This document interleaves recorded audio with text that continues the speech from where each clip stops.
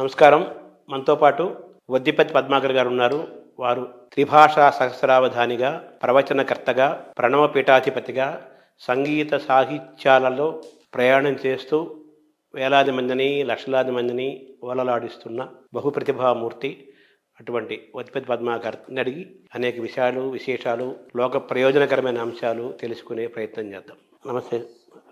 మీకు ఇంతటి జ్ఞాపక శక్తి ఏ విధంగా వచ్చింది? ఇప్పటికీ కొన్ని వేల పద్యాలు, శ్లోకాలు, స్తోత్రాలు, కవచాలు అలవోకగా చదువుతుంటారు. నేను కుర్తాల పీఠాధిపతి పూర్వాశ్రమ ప్రసాదరాయ కులపతి గారు నేటి సిద్ధేశ్వరానంద భారతీ స్వామి వారి దగ్గర చూశాను. అది అలవోకగా ఉన్న బలంగా శ్లోకాలు, పద్యాలు, స్తోత్రాలు, విషయాలు చదువుతారు.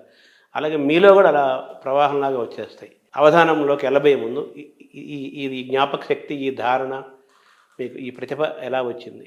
నమశివాభ్యాం నవయౌవనాభ్యాం పరస్పరాశ్లిష్ట వపుర్ధరాభ్యాం నగేంద్రకన్యా వృషకేతనాభ్యాం నమో నమః శంకర పార్వతీభ్యాం అని ముందుగా నేను ఆది దంపతులకు నమస్కరిస్తున్నాను. ఎందుకంటే వారి కటాక్షమే ఇవాళ నాకు శ్రీరామ రక్ష, ఈ అవధాన భిక్ష. ఈ జ్ఞాపక శక్తి బహుశా జన్మతః వచ్చిందని మా నాన్నగారు అంటారు. ఒక చిన్న విషయం వల్ల నాకు అవధానంలోకి వచ్చాను. చిన్నప్పటి నుంచి అద్భుతమైన ధారణ ఉన్నది అని పెద్దలు చెప్పడమే కానీ నాకైతే దాని మీద దృష్టి లేదు. ఒక రోజున బహుశా నాకు 5 ఏళ్ళు 6 ఏళ్ళు ఉంటాయేమో. మా అదృష్టం ఏంటంటే అందరిలాగా 3 ఏళ్లకి ఎల్కేజీలో దోసేయడం కానీ, లేకపోతే ఓ బండెడు పుస్తకాలు ఉన్నటువంటి సంచి వీపుకి తగిలించి పంపించడం కానీ మా నాన్నగారు చేయలేదు. ఓసారి ఉంగుటూరు అని ఒక పల్లెటూరు ఉన్నది, పశ్చిమ గోదావరి జిల్లాలో. తాడేపల్లిగూడానికి చాలా దగ్గరలో ఉంటుంది. తాడేపల్లిగూడెం, ఆ తర్వాత బాదంపూడి తర్వాత ఉంగుటూరు, ఆ తర్వాత చేపురోలు, తర్వాత కైకరం, పోళ్ల, భీమడోలు, ఏలూరు. ఇది ఆ పరంపర. అందులో ఆ ఉంగుటూరులో మా నాన్నగారు ఒక ఏడాది ఉండవలసి వచ్చింది. ఆ సమయంలో నాన్నగారు హిందీలో రాసిన అల్లసాని పెద్దన మనుచరిత్ర కావ్యాన్ని తల్లాప్రగడ సుందర శివరావు గారు అనే ఆయనకి వివరిస్తున్నారు. అల్లసాని పెద్దన వారి మనుచరిత్ర గురించి తెలియని వాళ్ళు ఎవరు ఉంటారు? దాన్ని ఆయన హిందీలోకి అనువాదం చేశారు. ఆ హిందీ అనువాదంలో ఒక అద్భుతమైన పద్యం ఉన్నది. మంచి సంస్కృత సమాసాలతో నాన్నగారు హిందీలో కూడా అంతంతం చూపించారు తెలుగులాగా. హరాభర కేదారు రక్తోత్పలోంక మధుహాసు ఆసుపాసు సువాసు బిఖేరురహ చెబిమాన్ తీర్రుపర్రు వకుళ్ళు అశోకుపోగ పున్నాగు రసాలు రంభ నారికేళ నారంగొంక మహోద్యాన్ బీచు మర్రకత్తు మణి వల్లరియా చెడి మానో శిల్ప స్వయం మూర్తిమాను ఆగే విద్యమాను చంద్రకాంత శిలా కాయమాను ద్రాక్ష మఢి లక్ష లక్ష ఫల్ల గుచ్చ లంబమాను. ఇదే ఆ పద్యం. అది మా నాన్నగారు నేను ఇలా అనువాదం చేశాను ఫలానా పద్యానికి అని చెప్పగానే అది పక్కన కూర్చుని వింటున్నాను. నేను వింటున్న వాడిని మళ్ళీ కాసేపునాక చివరిని చెప్పింది ఏమిటి? ద్రాక్షామడి లక్ష లక్ష ఫల గుచ్చ లంబమాన అన్నాను. అది వింటున్న ఈ తల్లాప్రగడ సుందర శివరావు గారికి ఆశ్చర్యం కలిగింది. నాకు హిందీ రాదు, తెలుగు అక్షరాలు కూడా ఇంకా పూర్తిగా నేర్చుకోలేదు, కొద్దిగా నేర్చుకుంటున్న వాడిని. అటువంటి వ్యక్తి ఓ పద్యం వినగానే చివరి పాదం అని చెప్పగానే మొత్తం పద్యం అన్నావా అని ఆయనే అడిగాడు నన్ను. అప్పుడు ఈ పద్యం అప్పచెప్పా. ఈ కుర్రవాడి దగ్గర అద్భుతమైన ప్రతిభ ఉందండి, ధారణ ఉన్నదండి. కాబట్టి ఇతనికి మనుచరిత్ర అంతా నేనే దగ్గరుండి కంఠస్థం చేయిస్తాను అని ఆయన ఆ రోజు నుంచి ఏం చేశారు? శపథం పట్టి కేవలం 3 రోజుల్లో గుణింతములు, అక్షరములు అన్నీ నేర్పేశారు. అంటే కేవలం అక్షరాలు గుణింతలే, ఇంకా భాష కూడా కాదు. 2 ఆశ్వాసములు అల్లసాని వారు రాసిన మనుచరిత్రలో సారోచ్యషమును సంభవంలోని మొదటివి 2 కంఠస్థం చేయించారు. వేద పండితులు చూడండి, పిల్లలకి చెప్పేస్తారు అలాగే మౌఖికంగా, పుస్తకం కాదు, మౌఖికంగా ఆయన చెప్పడం, నేను అప్పచెప్పడం. అంటే మన విద్యా విధానం ఒకప్పుడు అదే కదా. అదే కదా. అందుకే అసలు శృతి అని పేరు వేదమునకు. అంటే శృతం ఇది శృతి, వినబడేది. విని నేర్చుకోవాలి తప్ప పుస్తకాలు చూసి కాదు. అలా చెబుతూ ఉంటే అప్పచెబుతూ ఉంటే అప్పుడు ఆయనకు ఆనందం కలిగింది. అలా మొట్టమొదటిసారిగా నా ధారణ నాన్నగారి ద్వారా ఆయన గుర్తించటం. అల్లసాని పెద్దన మనుచరిత్ర మీరు ఇప్పటికి కూడా ఆశ్చర్యపోతారు. ఇంకొక ఏడాది పోతే నేను కూడా షష్ఠపూర్తిలో కడుతున్నానండి. పుష్టిపూర్తి లేకపోయినా షష్ఠపూర్తిగా లోట్లేదు. అంత పుష్టిపూర్తి కాకపోవడం వల్ల షష్ఠపూర్తిగా ఇలా ఉన్నారు. అందులో అప్పుడు ఆయన గద్యములు ప్రత్యేకత పెట్టారు. వచనాలు గద్యం కేవలం 1-2 సార్లు. మొదట్లో ఆయన నోటితో చెప్పేవారు, తర్వాత పుస్తకం ఇచ్చారు. పుస్తకం ఇచ్చి ఒరే మధ్యాహ్నానికి ఈ గద్యం అప్పచెబితేనే నీకు అన్నం రానివారు. చాలా స్ట్రిక్ట్గా ఉండేవాడండి ఆయన. సుందర శివరావు గారు ప్రేమ లోపలున్న పైకి మాత్రం కఠినంగా కనపడేవాడు ఆయన. నిండు మనంబు నవ్య నవనీయత సమానం పలుకు దారుణాఖండల శస్త్రతుల్యం అనేది ఆయన ఎడలో చూసాం. మనస్సేమో వెన్నపోస, మాట చూస్తే కటుగా ఉంటుంది. మహాత్ముల యొక్క లక్షణాలు అలా ఉంటాయి. నేనన్నాను భోజనం దాకా ఎందుకు, మీరు వెళ్ళేలోపు అప్పచెప్పేస్తానన్నాను. ఆయన కొంచెం కోపం వచ్చింది. ఏవరా మరీ అహంకారం పెరిగిందా, పావు గంటలు చెప్పేస్తారా, ఏకంగా పేజీ ఉంది కదా ఈ గద్యం అంటే. ప్రయత్నిస్తానండి అన్నాను. ఎందుకు ఆయన అందరం గురువు గారు అనేవారు కదా, సుందర శివరావు గారని. మా అక్కయ్య కానీ మా అన్నయ్య కానీ మేము అందరం కూడా శివరావు గారు వచ్చారనేవారు తప్ప, ఎందుకంటే ఆయన పాఠం చెప్పాలి, కేవలం అప్పచెప్పించుకున్నారు కానీ. అందుకని శివరావు గారు పావు గంటలు అప్పచెప్తానంటే సరే పక్కన కూర్చున్నారు ఆయన. సరిగ్గా 8 నిమిషాలు, పావు గంట అన్నారు కానీ 8 నిమిషాల్లో ఆ గద్యం అప్పచెప్పాను. అది ఎట్లుండే వినుము గృహస్థరత్నంబ లంబమాన రవిరథ తురంగ శృంగార చారు చామర ఛట ప్రేక్షణ క్షణోద్గ్రీవ చమర సముదయంబుగు ఉదయంబునంగల విశేషంబులు శేషఫణికి నేను లెక్కింప శక్యంబే. అంధకరిపు కంధరావాస వాసుకి వియోగ భవ దుర్వ్యథా భోగ భోగిని భోగ భాగ పరివేష్టిత పటీర విటపి వాటిక వేల్ల తేలా లతావలయంబగు మలయంబునంగల చలువకు విలువయ్యది. అకటకట వికట కూట కోటి విటంక శృంగాటకాడౌగమాన జరదిందు బెంబగళదమృత దుర్దిన ఆర్ద్రీకృత సల్లకి పల్లవ ప్రభంజన పరాంజన హస్తిహస్తంబగు మణిప్రస్తరంబుల విశ్రాంతి చింతించిన మేనం పులకలిప్పుడు బడమెడు స్వస్వప్రవర్ధిత వర్ధిష్ణు ధరణీరుహ సందోహదోహద ప్రధాన సమాన ఖేల దైల బిల విలాసిని విలాస వాచాల తులా కోటి కలకల హూయమాన మానస మదాల సమరాళంబుగు రజత శైలంబు నోలంబులం కాలగడు విహార ప్రదేశంబులం గన్న సంస్కృతి క్లేశంబులు వాయవే. సతత మదజల శ్రవణ పరాయణైరావణ విషాణ కోటి సముట్టంకిత కటక పరిస్ఫురత్ కురువింద కందళ వ్రాత జాతాలాత శంకాప సర్పదభ్రము భ్రమీ విభ్రమ ధురంధరంబగు మేరు ధరాధరంబు శిఖరంబుల సోయగంబులు కలయం కనుంగొనుట బహుజన్మ కృత సుకృత పరిపాకంబునంగాక ఏల చేకూర నేర్చునట్టి మహాద్భుతంబులు ఈశ్వరానుగ్రహంబున అల్పకాలంబున కనుంగొంటి ననుటయు ఈషదంకురిత హసన గ్రసిష్ణు గండయుగుడుండగుతూ ప్రవరుండతనికి ఇట్లని. ఇది ఆ గద్యం. అప్పుడు మాత్రం ఆయన చాలా ఆనందపడిపోయి, ఆయన ఎక్కువ పొగిడేవారు కాదు, పొగిడితే పిల్లలు పాడైపోతారు. కానీ నాకు తెలియకుండానే పక్కన మా నాన్నగారి దగ్గరికి వెళ్ళి, వీడు నిజంగా కారణ జన్ముడు అండి అన్నారు. ఈ విధంగా మొత్తం మీద నాలో ధారణ ఉందని ఆయన కొంత, నేను కొంత, నాన్నగారు కొంత గుర్తించాం. ఆ తర్వాత పాఠశాలలోకి వెళ్ళిన తర్వాత వీటి విషయాలు మర్చిపోయినా సమయం వచ్చినప్పుడు పరమాత్ముడు అనుగ్రహిస్తాడు కనుక ఒకానొక కారణం చేత నా 8వ ఏట ఇంట్లోంచి బయటికి వెళ్ళిపోవాల్సి వచ్చింది. అక్కడ అదొక అద్భుతమైన విశేషం అనుకోండి. ఇవాళ వాళ్ళకి ఇలాంటివి మీరు చెబితే దొంగలు అబద్ధాలు అంటున్నారు, అందువల్ల వాళ్ళకి చెప్పాలంటే కూడా చికాకు అనిపిస్తుంది, నమ్మశక్యంగా కొన్ని. అదే కానీ మీరు కళ్ళెదురుగుండా చూస్తున్నారుగా ఈ ధారణ, అవును, అది పరమేశ్వర అనుగ్రహం. ఈ సృష్టిలో మానవుని యొక్క బుర్రకి దృష్టికి అందని అనేక విశేషాలు ఉన్నాయి. అవి సమయం వచ్చినప్పుడు బయటపడతాయి. 32 ఏళ్ల వయస్సులో అవతారం చాలించిన శంకరుడు రాసిన కావ్యాలు ఎవరైనా రాయగలిగారా? అసలు ఆ కావ్యాలు చదవడానికి, ఆ స్తోత్రాలు చదవడానికి, అర్థం చెప్పడానికి మన జీవితం సరిపోదు. ఒక శ్లోకమే దొరకబట్టలేదు, అది దానికి అర్థమే చెప్పలేరు, చదవలేరు. ఎన్ని రాశాడు ఆయన? ముదాకరాత్త మోదకం అంటూ గణపతి మీద, వామాంకస్థిత జానకీ పరిల సత్కోదండ దండంకరి అంటూ భద్రాచలం వెళ్ళి రాముడి మీద రాశాడు. లక్ష్మీ నృసింహ మమదేహి కరావలంబం అంటూ నృసింహ స్తోత్రం రాశాడు. సౌందర్యలహరి, శివానందలహరి, సుబ్రహ్మణ్య భుజంగ ప్రయాత స్తోత్రం, ఆంజనేయుడి మీద అద్భుతమైనటువంటి ఆర్యాఛందస్సులో స్తోత్రాలు, దారిత దశముఖ కీర్తి, పురతో మమ పాతు హనుమతో మూర్తి. ఇలా ఒకటి కాదు, ఇన్ని కావ్యములు, ఇన్ని స్తోత్రములు, ఇన్ని విశేషములు కేవలం 32 ఏళ్లలోపు. అది కూడా ఇంత తీర్థయాత్రలు చేస్తూ తిరిగిన చోటేమో పడుకోడు, పడుకున్న చోట మళ్ళీ భోంచేయడు ఆయన రాశాడు. అది ఎలా వచ్చిందంటే అది భగవంతు అనుగ్రహం. కాబట్టి నిజంగా కూడా నా అదృష్టం, నాకు ఆది దంపతుల యొక్క అనుగ్రహం కలిగింది. వారి అనుగ్రహంతో ఇదో ఈ కావ్య మార్గంలో ప్రయాణం చేస్తున్నాం. అంటే మామూలుగా పద్యము ధారణకు లొంగుతుంది, శ్లోకం, సంస్కృత శ్లోకం ఇంకా బాగా లొంగుతుంది, కానీ గద్యము కొంచెం కష్టం అంటారు. అవునండి, కానీ మీరు గద్యం కూడా అవలేలుగా చెప్పారు కదా. అది నిజంగానేనండి. పద్యానికి ఏంటంటే ఛందస్సు ఉంటుంది కనుక యతి ప్రాస ఉంటాయి. సంస్కృతంలో అయితే ఒక నడకని బట్టి, సంస్కృతంలో యతి అంటే విరగడమే, అక్షరం అవసరం లేదు, ప్రాస నియమం లేదు. అయినప్పటికీ వాటికన్నా ఒక గతి వల్ల అవి తెలుస్తాయి. గద్యమునకు అటువంటి గతి ఉండదు, ధారణకి చాలా కష్టం. అందుకనే అవధానాల్లో కూడా దత్తపదులు ఉన్నాయి కాబట్టి ధారణ చేయడానికి ఇది ఒక ఆధారం. సమస్య వాడే ఇస్తాడు కనుక ఆధారం, వర్ణనకు ఆధారంగా ఉంటుంది. మనమే రాయాలి 4 పదాలోన, కాబట్టి అది కొంచెం కష్టమే. ధారణలు, అవధానాల్లో వర్ణనలు ఎలా కష్టము, తెలుగు చదువుకున్నటువంటి వాళ్ళకి, సంస్కృతం చదువుకున్న వాళ్ళకి గద్యం ధారణ చేయడం కష్టమే. అందుకని నేను ఫోకస్ దాని మీద పెట్టాను.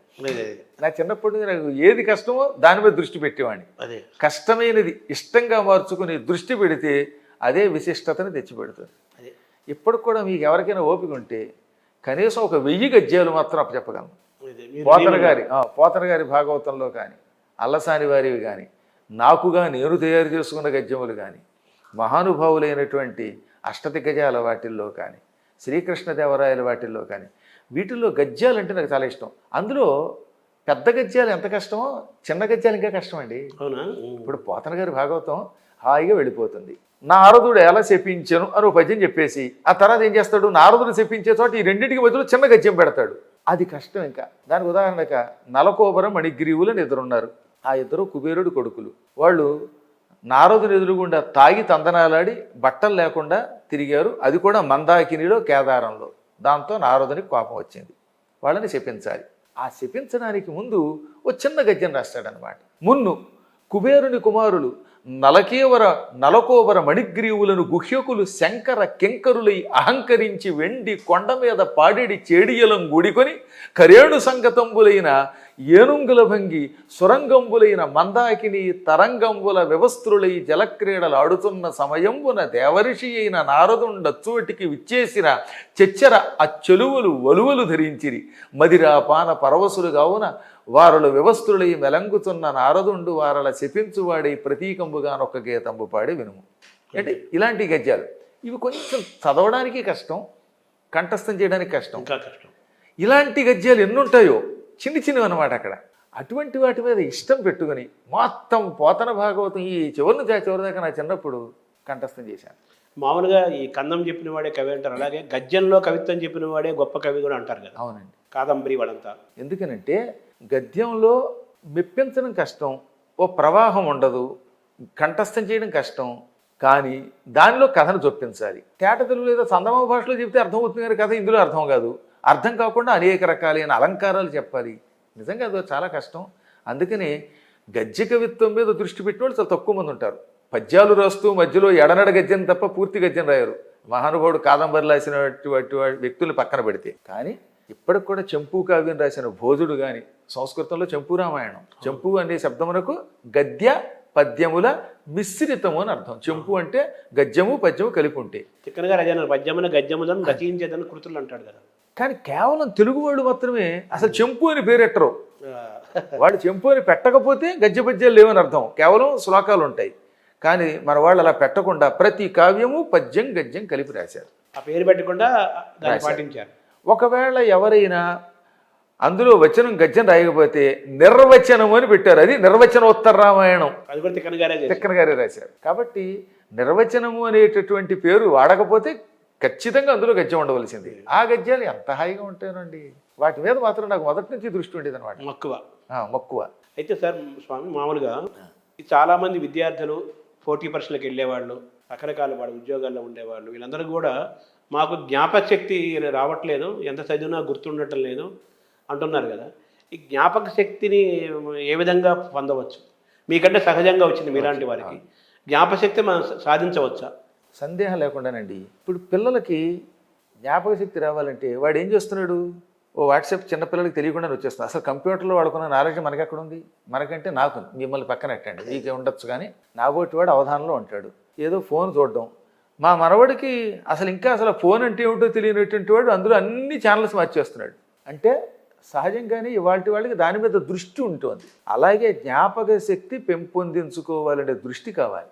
కొంతమంది ఉంటారు, వాడు చిన్నప్పుడు పుట్టినప్పటి నుంచి ఇప్పటిదాకా 63 ఏళ్ళు వయసు అనుకోండి. ఒక ఆవిడ చూశానండి, 63 ఏళ్ళు ఆవిడకి. ఇప్పుడు ఇంచుమించుగా 63, 62. వాడు చిన్నప్పుడు నా వీపు మీద ఏమో చెంచాతో కాల్చాడు, ఆ సమయంలో వాడు నా చీర ఎత్తుకుపోయాడు, అప్పుడు నా దగ్గర 2 బూర్లు ఎత్తుకుపోయాడు. ఇవి అప్పు చెబుతుంది కదా ఆవిడ. చెబుతుంది ఆవిడ పుట్టినప్పటి నుంచి ఎప్పటిదాకా ఇటువంటివన్నీ గుర్తుపెట్టుకుంది.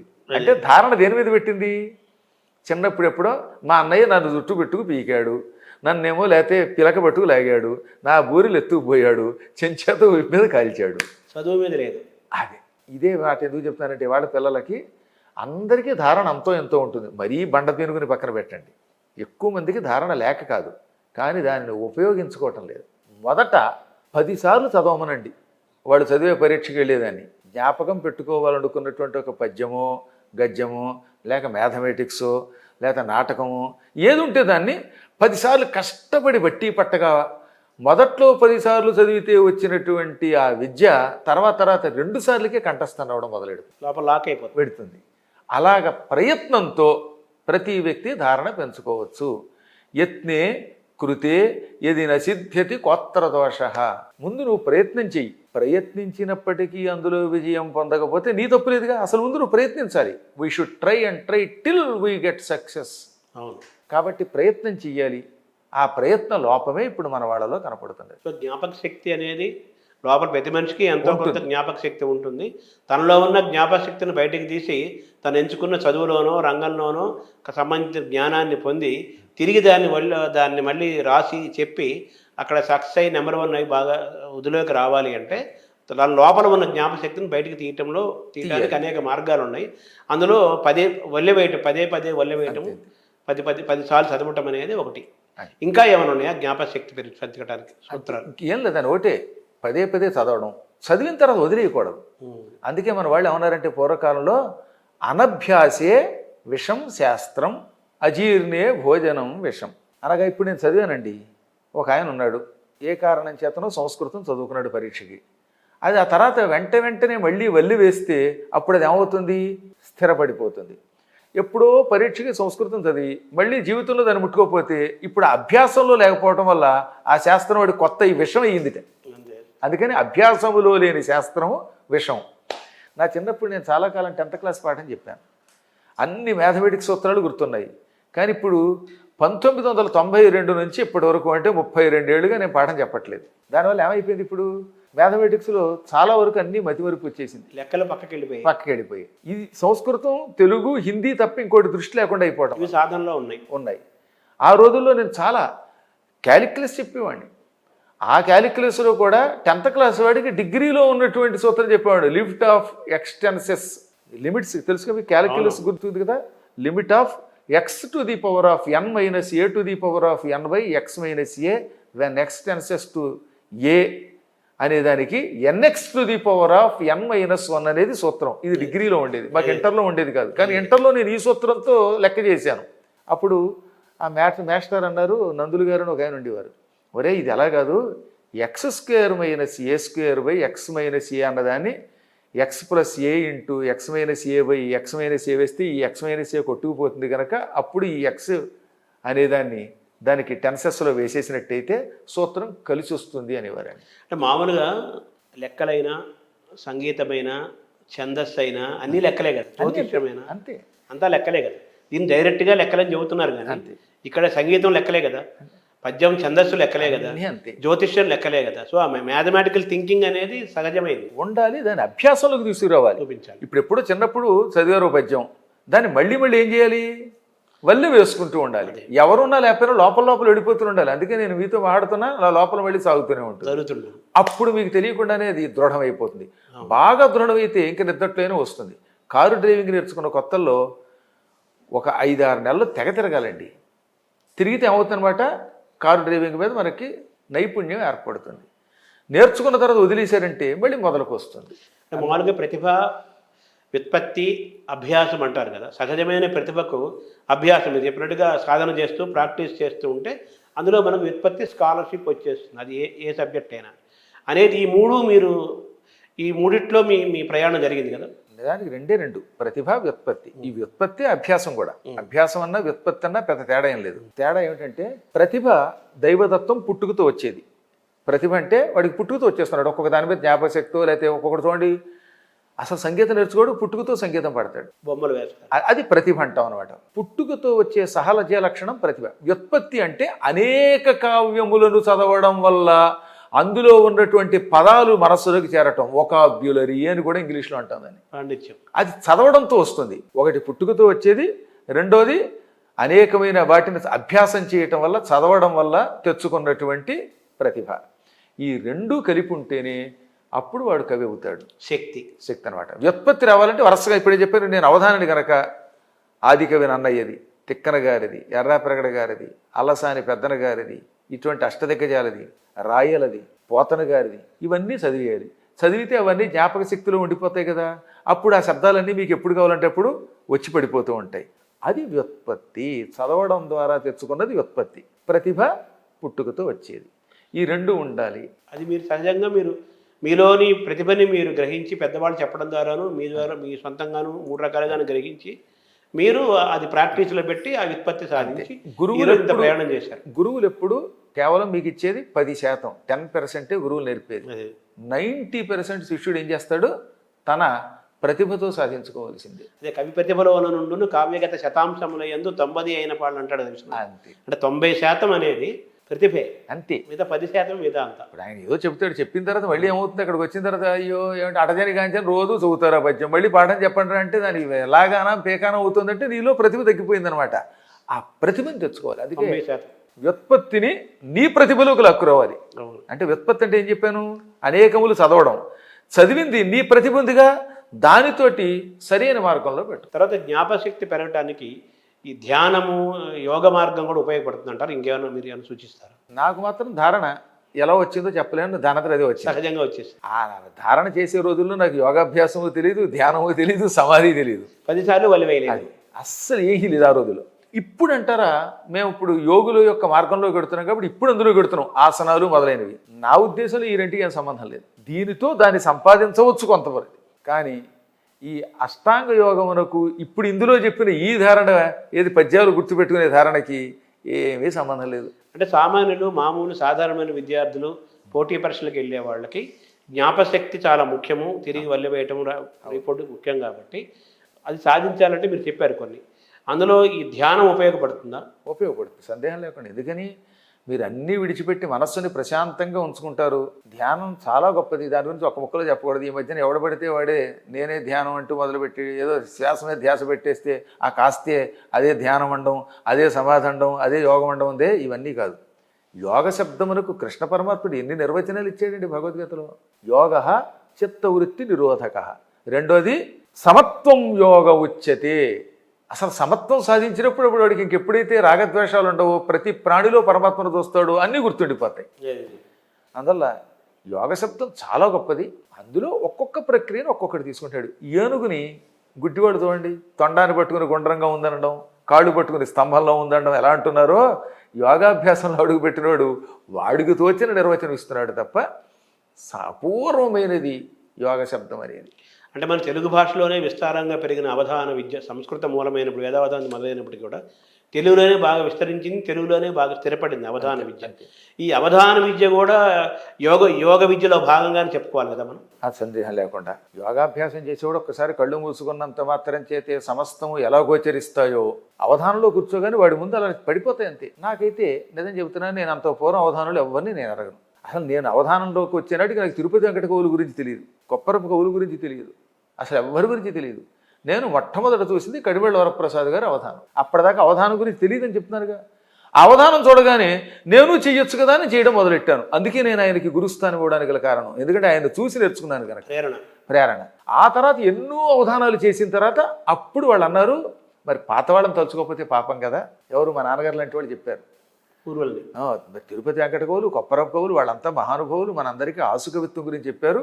వాళ్ళని గురించి కూడా తెలుసుకుని వాళ్ళ పద్యాలు కూడా కంఠస్థం చెయ్యన్నాక, ఏది 5 శతావధానాలు చేశాక, 2000 సంవత్సరం నాటికి శతావధానాలు 5 ఓ సహస్రం చేశాక అప్పుడు నేను వీళ్ళ గురించి తెలుసుకోవడం మొదలుపెట్టారు. ఎందుకంటే పెద్దల్ని తలుచుకోవాలనేటటువంటి ఒక నియమం ఉంది, కృతజ్ఞత ఉండాలి కనుక. నాన్నగారు చెప్పారు అంతే, నాన్నగారు చెప్పబట్టి. లేకపోతే నాకు ఏమీ తెలియదు. నా వాణిలో అందుకే ఎవరిదైనా ఛాయ్ కనపడుతుంది. నా అవధానంలో పద్యం చదివేటటువంటి విధానంలో కానీ, పద్యంలో ఉన్నటువంటి పదాల్లో కానీ ఎక్కడ ప్రాచీన అవధానుల యొక్క ప్రభావం ఉండదు. 2000 సంవత్సరంలో సహస్రం అయ్యాక అప్పుడు వాళ్ళని గురించి తెలుసుకున్నాను. ఇప్పుడు మీ పైన ప్రసాదరాయ కులపతి గారు, నేటి కుర్తాళ్ళ పీఠాధిపతి యొక్క ప్రభావం కానీ ఆయనకి ఇది కానీ ఏమైనా ఉందా మీకు అనుమానం? నాకు 2000 సంవత్సరం వరకు వారితో పరిచయం లేదు. 2000 సంవత్సరంలో మొదటిసారిగా గుంటూరులో ఒకసారి చూశాను. కళ్ళేని ఆనందం కలిగింది. కారణం ఏంటంటే నా సహస్రావధానానికి ఇంకొక నెల్లాళ్లలో వారిని రమ్మని పిలవడానికి ముందనమాట పరిచయం. ఆనాడు శ్రీవత్స గోత్రం ఆది అయింది. అసలు ఆనాటి విచిత్రం ఏంటంటే గొప్ప గొప్ప వాళ్ళంతా పీఠాధిపతులంతా శ్రీవత్స గోత్రం వాళ్ళు అయ్యారు. అప్పటికి ఆయన ఇంకా పీఠాధిపతి అవ్వలేదు, 2002లో అయ్యారు. అప్పటికి మాకు విశ్వం గారు శ్రీవత్స గోత్రం, మన కులపతి గారు శ్రీవత్స గోత్రం, అలాగే ఇంకా చాలామంది మహానుభావులైనటువంటి వాళ్ళందరితో పరిచయం ఉంది, వాళ్ళంతా గోత్రం. ఆయన ఆసుకవిత్వం గురించి విన్నాను, ఆయన ప్రేమని కళ్ళారా చూశాను. పిలవడానికి వెళ్ళాం మేము. ఆయన వచ్చి అవధానంలో కూర్చున్నారు. అవధానంలో కూర్చున్న తరువాత ఆయన చెప్పిన కొన్ని పద్యాలు విన్నాక అదొక అభిమానం కలిగింది. ఇంకా అక్కడి నుంచి ఒక కుటుంబం అయిపోయింది అనుకోండి. కాబట్టి అవధానంలో సహస్రావధానం అయ్యేదాకా నాకు నా మీద ఎవరు ప్రభావం లేదు. 2000 వరకు వాళ్ళందరినీ పూజ్యులుగా చూడటమే తప్ప అవధాన కవితలు ఇంత చెబుతున్నానా. కడివెళ్ళ వరప్రసాద్ గారు అవధానం చూశాను కానీ ఆ విధానం మళ్ళీ నాది వేరు. ప్రేరణ అంతే, ఆకర్షణ కలిగి అందులో ఎవరి మీద యొక్క ఎఫెక్ట్ మీద లేకుండా చూసుకున్నాను. తర్వాత మీలో ఈ అవధాన విద్య మీ జీవితంలో ప్రవేశించింది, ప్రేరణ జరిగింది. అవధానంలో మీకుంటే సహజమైన జ్ఞాపక శక్తి, కవిత్వ లక్షణం అవధానంలో రాణించడానికి ఉపయోగపడింది. దాంతోపాటు నాన్నగారికి ఉన్న హిందీ భాషా జ్ఞానం మీకు రావటం, త్రిభాషలో మహాసహస్రావధానం చేసిన ఏకైక వ్యక్తిగా మీరు చరిత్రలో మిగిలిపోయారు. అయితే మీలో ఈ ఉపాసన మంత్రోపాసన, ఈ దైవం పట్ల సాధన, ఇది మీకు ఎలా కలిగింది, ఎప్పుడు వచ్చింది? ఇది ఒక అద్భుతమైన మార్గం. నాకు 8 ఏళ్ల వయస్సు. ఒకేసారి డైరెక్ట్గా నన్ను 4వ తరగతిలో వేశారు. అప్పటిదాకా వేయలేదు. ఏదో యోగశక్తి నన్ను, నువ్వు ఈ పాఠశాలలో చదువుకోవడం కాదు, నా దగ్గరికి రా అని పిలిచేది. ఎప్పటికప్పుడు రాత్రిపూట కానీ పగలపూట కానీ నా దగ్గరకు రా అని ఒక వినపడేది. ఒక రోజున అనుకోకుండా నేను, అదొక విచిత్రమైన పరిస్థితి అనుకోండి, ఇంట్లోంచి బయలుదేరి వెళ్ళిపోయాను ఎవరికి చెప్పకుండా. చాలా రోజుల పాటు సాక్షాత్తు కాశీ వెళ్ళి మా నాన్నగారిలో చదువుకోవాలని నా కోరిక. అలా బయలుదేరి వెళ్ళిపోతూ ఉంటే చేబ్రోలు అనేటటువంటి ఊరుంది గణపురానికి దగ్గరలో. ఆ చేబ్రోలు దగ్గర ఒక అయ్యర్ ఉన్నాడు. కాశీ ఎక్కడ ఉంది అన్నాను. కాశీ అంటే అప్పట్లో గంగా కావేరి అని కొత్త ఎక్స్ప్రెస్ అప్పుడే వేశారట క్లుప్తంగా. ఎక్స్ప్రెస్ విజయవాడలో బయలుదేరితే 2 రోజులు పట్టేదిట. నాయన అంత దూరం 2 రోజులు ప్రయాణం, దాదాపు 1800 కిలోమీటర్లు విజయవాడ నుంచి అనగానే గుండె నీరైపోయింది. అయినా సరే ఇంట్లోంచి బయలుదేరని వెనక్కి వెళ్ళకూడదు. ఈ యోగుల యొక్క మనఃప్రవృత్తులు అందరికీ తెలియదు కదా. ఇంట్లో వాళ్ళు ఏదో పారిపోయారు అనుకుంటారు, వాళ్ళకి తెలియదు, అదో పిచ్చి అనుకోండి, అది పక్కన పెట్టేద్దాం. నేను ఏమైనా ఇంట్లోంచి వచ్చాను కనుక కాశీ వెళ్ళి చదువుకోవాలనుకుని బయలుదేరి ఆయన దగ్గర నుంచి విజయవాడ దాకా పరిగెత్తాను. నడిచి వెళ్ళిపోయారు. నడిచి దారిలో మంచినీళ్ళు తప్ప ఏమీ లేవు, కట్టుకున్న లాగు చొక్కా తప్ప ఏమీ లేదు. నిడమానూరు అని ఉంది అక్కడ విజయవాడకు ముందు. ఇప్పుడు నిడమానూరు అంటే బైపాస్. అప్పుడు ఊళ్ళోకి వెళ్ళేది చిన్న బ్రిటిష్ వాళ్ళ వంతెనది. ఆ వంతెన దగ్గరికి వెళ్ళేసరికి మాత్రం నాకు కళ్ళు తిరిగి పడిపోయాను. తిండి లేక పరిగెత్తుకుంటూ వెళ్ళడం వల్ల ప్రొద్దుట బయలుదేరితే సాయంత్రానికి విజయవాడ చేరడం అంటే మాటలా. ఏ చేబురోలు ట్రైన్ ఎక్కాలని 100 కిలోమీటర్ల దూరం అంటే ఆ రైలు ఎక్కాలని, గంగా కావేరో ఏదో పట్టుకున్నాం, కాలి నడుకున్నాం, మొత్తం మీద కాశీ వెళ్ళాలి. అప్పుడు నాకు రైలు ఎక్కుతామో నడుస్తామో తెలియదు, మొత్తం మీద కాశీ వెళ్ళాలని బయలుదేరడం వల్ల. అప్పుడు తమాషా జరిగింది. ఓ తోపుడు బండి తోసుకుంటూ ఒక దంపతులు ఎడుతున్నారు. వాళ్ళకి ఇంచుమించుగా వయస్సు ఒక 30 ఉంటుంది. ఆ దంపతులకి 2 కొడుకులు ఉన్నారు పక్కన, తెల్లగా ఉన్నారు అందంగాను. దంపతుల్లో ఆ స్త్రీ ఏమంది, ఎవరో కుర్రాడు పడిపోతున్నాడు చూడండి అంది. ఆ మాట నాకు వినపడింది. ఆయన పరుగున వచ్చి తోపుడు బండిలో ఉన్నటువంటి ఓ చెంబు పట్టుకొచ్చి ఆ చెంబులో ఉన్న అంబూలు మీద జల్లారు. ఆ నీళ్లు జల్లగానే మళ్ళీ స్పృహ వచ్చింది. తోపుడు బండి అంటే ఏం బండిది? అప్పట్లో మీకు గుర్తుందా? అవును, రిక్షా చక్రాలు లాంటి చక్రాలు ఉండేవి. పెద్ద చక్రాలు. అడుగుని కింద ఒక వల ఉండేది, నెట్టు. అందులో కొన్ని సామాన్లు పెట్టుకుని పైన ఏవో పళ్ళు పెట్టుకుని అమ్ముకునేవారు. అటువంటి తోపుడు బండి. దాని మీద 2 పిల్లలు ఉన్నారు. వాళ్ళకి 2 తోసుకుంటూ పెడుతున్నారు. ఆ నీళ్లు నా మీద జల్లాడు ఆయన. నాకు స్పృహ వచ్చింది. ఏనాయన ఎక్కడికి వెడుతున్నావు అంటే చెప్పనన్నాను. చెబితే మళ్ళీ మా ఇంటికి పట్టుకుపోతారు అని. అప్పుడు నువ్వు ఎక్కడికి వెడుతున్నావో మాకు తెలుసు, కాశీ వెడుతున్నావు. మేము కూడా కాశీ వెళ్ళాలనుకున్నాం, కానీ ప్రస్తుతం శ్రీశైలం పెడుతున్నాం. మీ నాన్నగారు నీకు చెప్పే ఉంటారు కదా. వాళ్ళకి ఎలా తెలిసింది? మీరు చెప్పలేదు కదా కాశీ. ఏం చెప్పలేదు నేను. నువ్వు కాశీ పెడుతున్నావు అని తెలుసు మాకు. మీ నాన్నగారు చెప్పారు కదా కాశీఖండం గురించి. మా నాన్నగారు ఎప్పుడు కాశీలో చదువుకోవడము, ఆ రేవులు అవన్నీ చెప్పేవారులేండి. ఆ కథ అంతా ఎప్పుడు ఎన్నిసార్లు చెప్పారు. అందుకే నాకు కాశీ మీద మక్కువ కలిగింది. అసలు మా నాన్నగారు నాకు చెప్పిన విషయం వాళ్ళకి ఎలా తెలుసు? అది తెలియదు నాకు. అప్పుడు ముందు శ్రీశైలం వెళ్లకుండా కాశీ వెళ్ళకూడదు అన్నారు. నువ్వు మర్చిపోయావా అంటే అవునండో అన్నాను. అయితే మాతో శ్రీశైలం రా అన్నారు వాళ్ళు. సరే, వాళ్ళతో శ్రీశైలం పెద్ద కథ. వాళ్ళు మంచి మధ్యలో కథలు చెప్పేవారు. విజయవాడ చూపించారు అమ్మవారిని, తర్వాత త్రిపురాంతకం చూపించారు, కాలినడకని. ఇదంతా అంటే దీని మీద ఒక కావ్యమే రాయొచ్చు అంతే. ఆ రకంగా వాళ్ళు వండి భోజనం పెట్టేవారు. భోజనం మంచి రుచిగా ఉండేది. వాళ్ళ అబ్బాయి యొక్క నిక్కరు చొక్కా కూడా నాకు ఇచ్చారు. శ్రీశైలం దాకా వెళ్ళామండి. ఆ తర్వాత మధ్యలో ఎన్ని కథలు చెప్పారో, పురాణ కథలు. శిఖర దర్శనం దగ్గర ఆపారు. అప్పట్లో శిఖర దర్శనానికి పైకి నడిచి వెళ్లాల్సిందే, కానీ మెట్లు ఎప్పట్లాగా కాళ్ళు వెళ్ళవు కదా. ఆ కింద బండి ఆపారు, మెట్లు ఎక్కించారు. మంచి చురుగ్గా పైకి ఎక్కాం అందరం. ఆ శిఖర దర్శనం దగ్గర చిన్న నంది ఉంటుంది కదా, ఆ నంది కొమ్ముల్లోంచి శిఖరం చూడాలి. అక్కడ శిఖరం కనపడుతోందా అని ఆ కొమ్ముల్లోంచి చూపించారు వారు. కనపడుతోందండి అన్నాను. అని వెనక్కి తిరిగి చూస్తే ఆ 2 లేరు, పిల్లలు లేరు. కిందకి దిగి వెళ్ళిపోయారేమో ఇక్కడ నన్ను వదిలేసి అనుకుని కిందకి చూస్తే కింద అసలు బండి లేదు. కేవలం క్షణములలో ఆ బండి మాయమైపోయింది. పిల్లలు లేరు, దంపతులు లేరు. అప్పుడు నాకు కళ్ళ వెంబడి నీళ్ళు వచ్చాయి.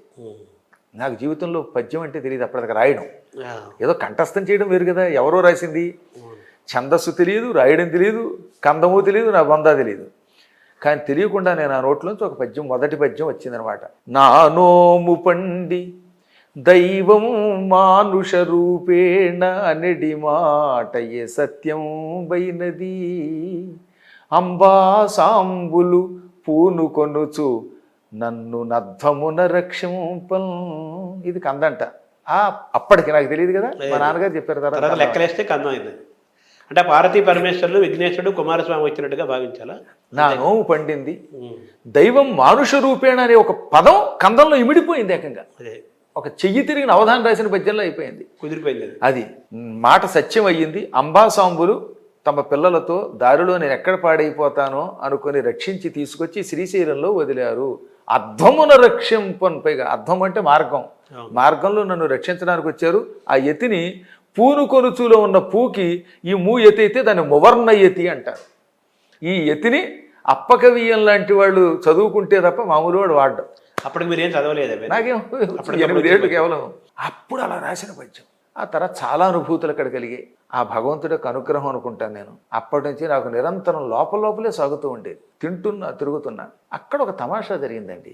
హాటకేశ్వరలింగం దగ్గరికి వెళ్ళాను. పొడుగ్గా ఉన్న ఒక ధూర్జటి, ఎర్రనైనటువంటి కెంపు జడలు, అవి కూడా ధూర్జటి అని ఎందుకంటున్నాడు, ధూ అంటే బరువు అయిన జడలు కలిగిన వాడు, పెద్ద పెద్ద జడలు కలిగిన వాడు ధూర్జటి అంటారు.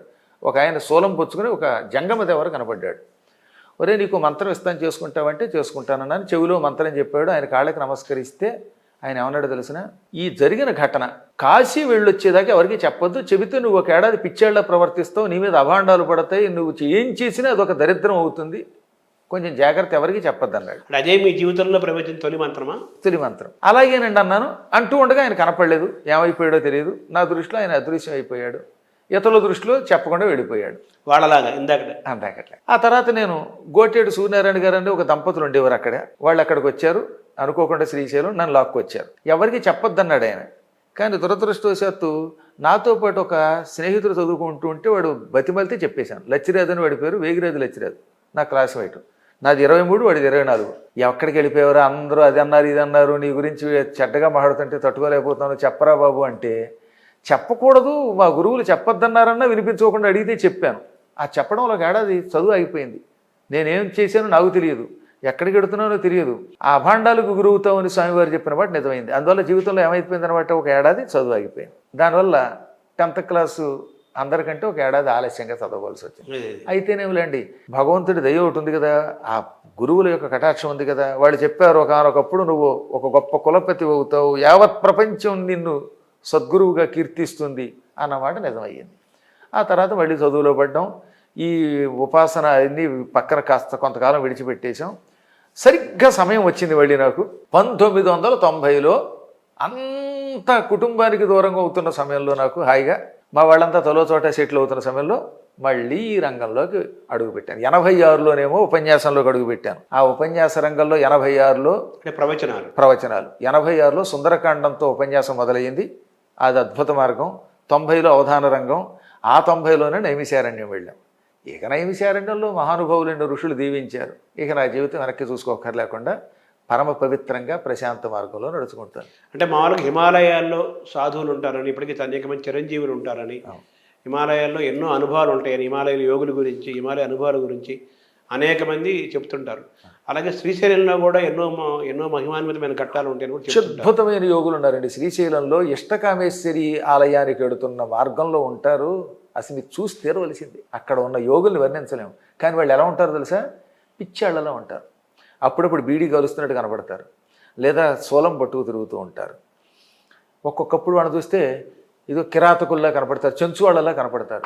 అందుకేగా శ్రీనాథుడు కాశీఖండంలో ఇక్కడ సిద్ధయోగులు ఇటనున్న చెంచువారు గండ శైలంబులెల్ల శంభులింగంబులెందు. శ్రీశైలంలో కనిపించే పెద్ద పెద్ద రాళ్ళన్నీ నిజానికి అలా రాళ్లల్లా కనపడతాయి, అవి శివలింగాలు.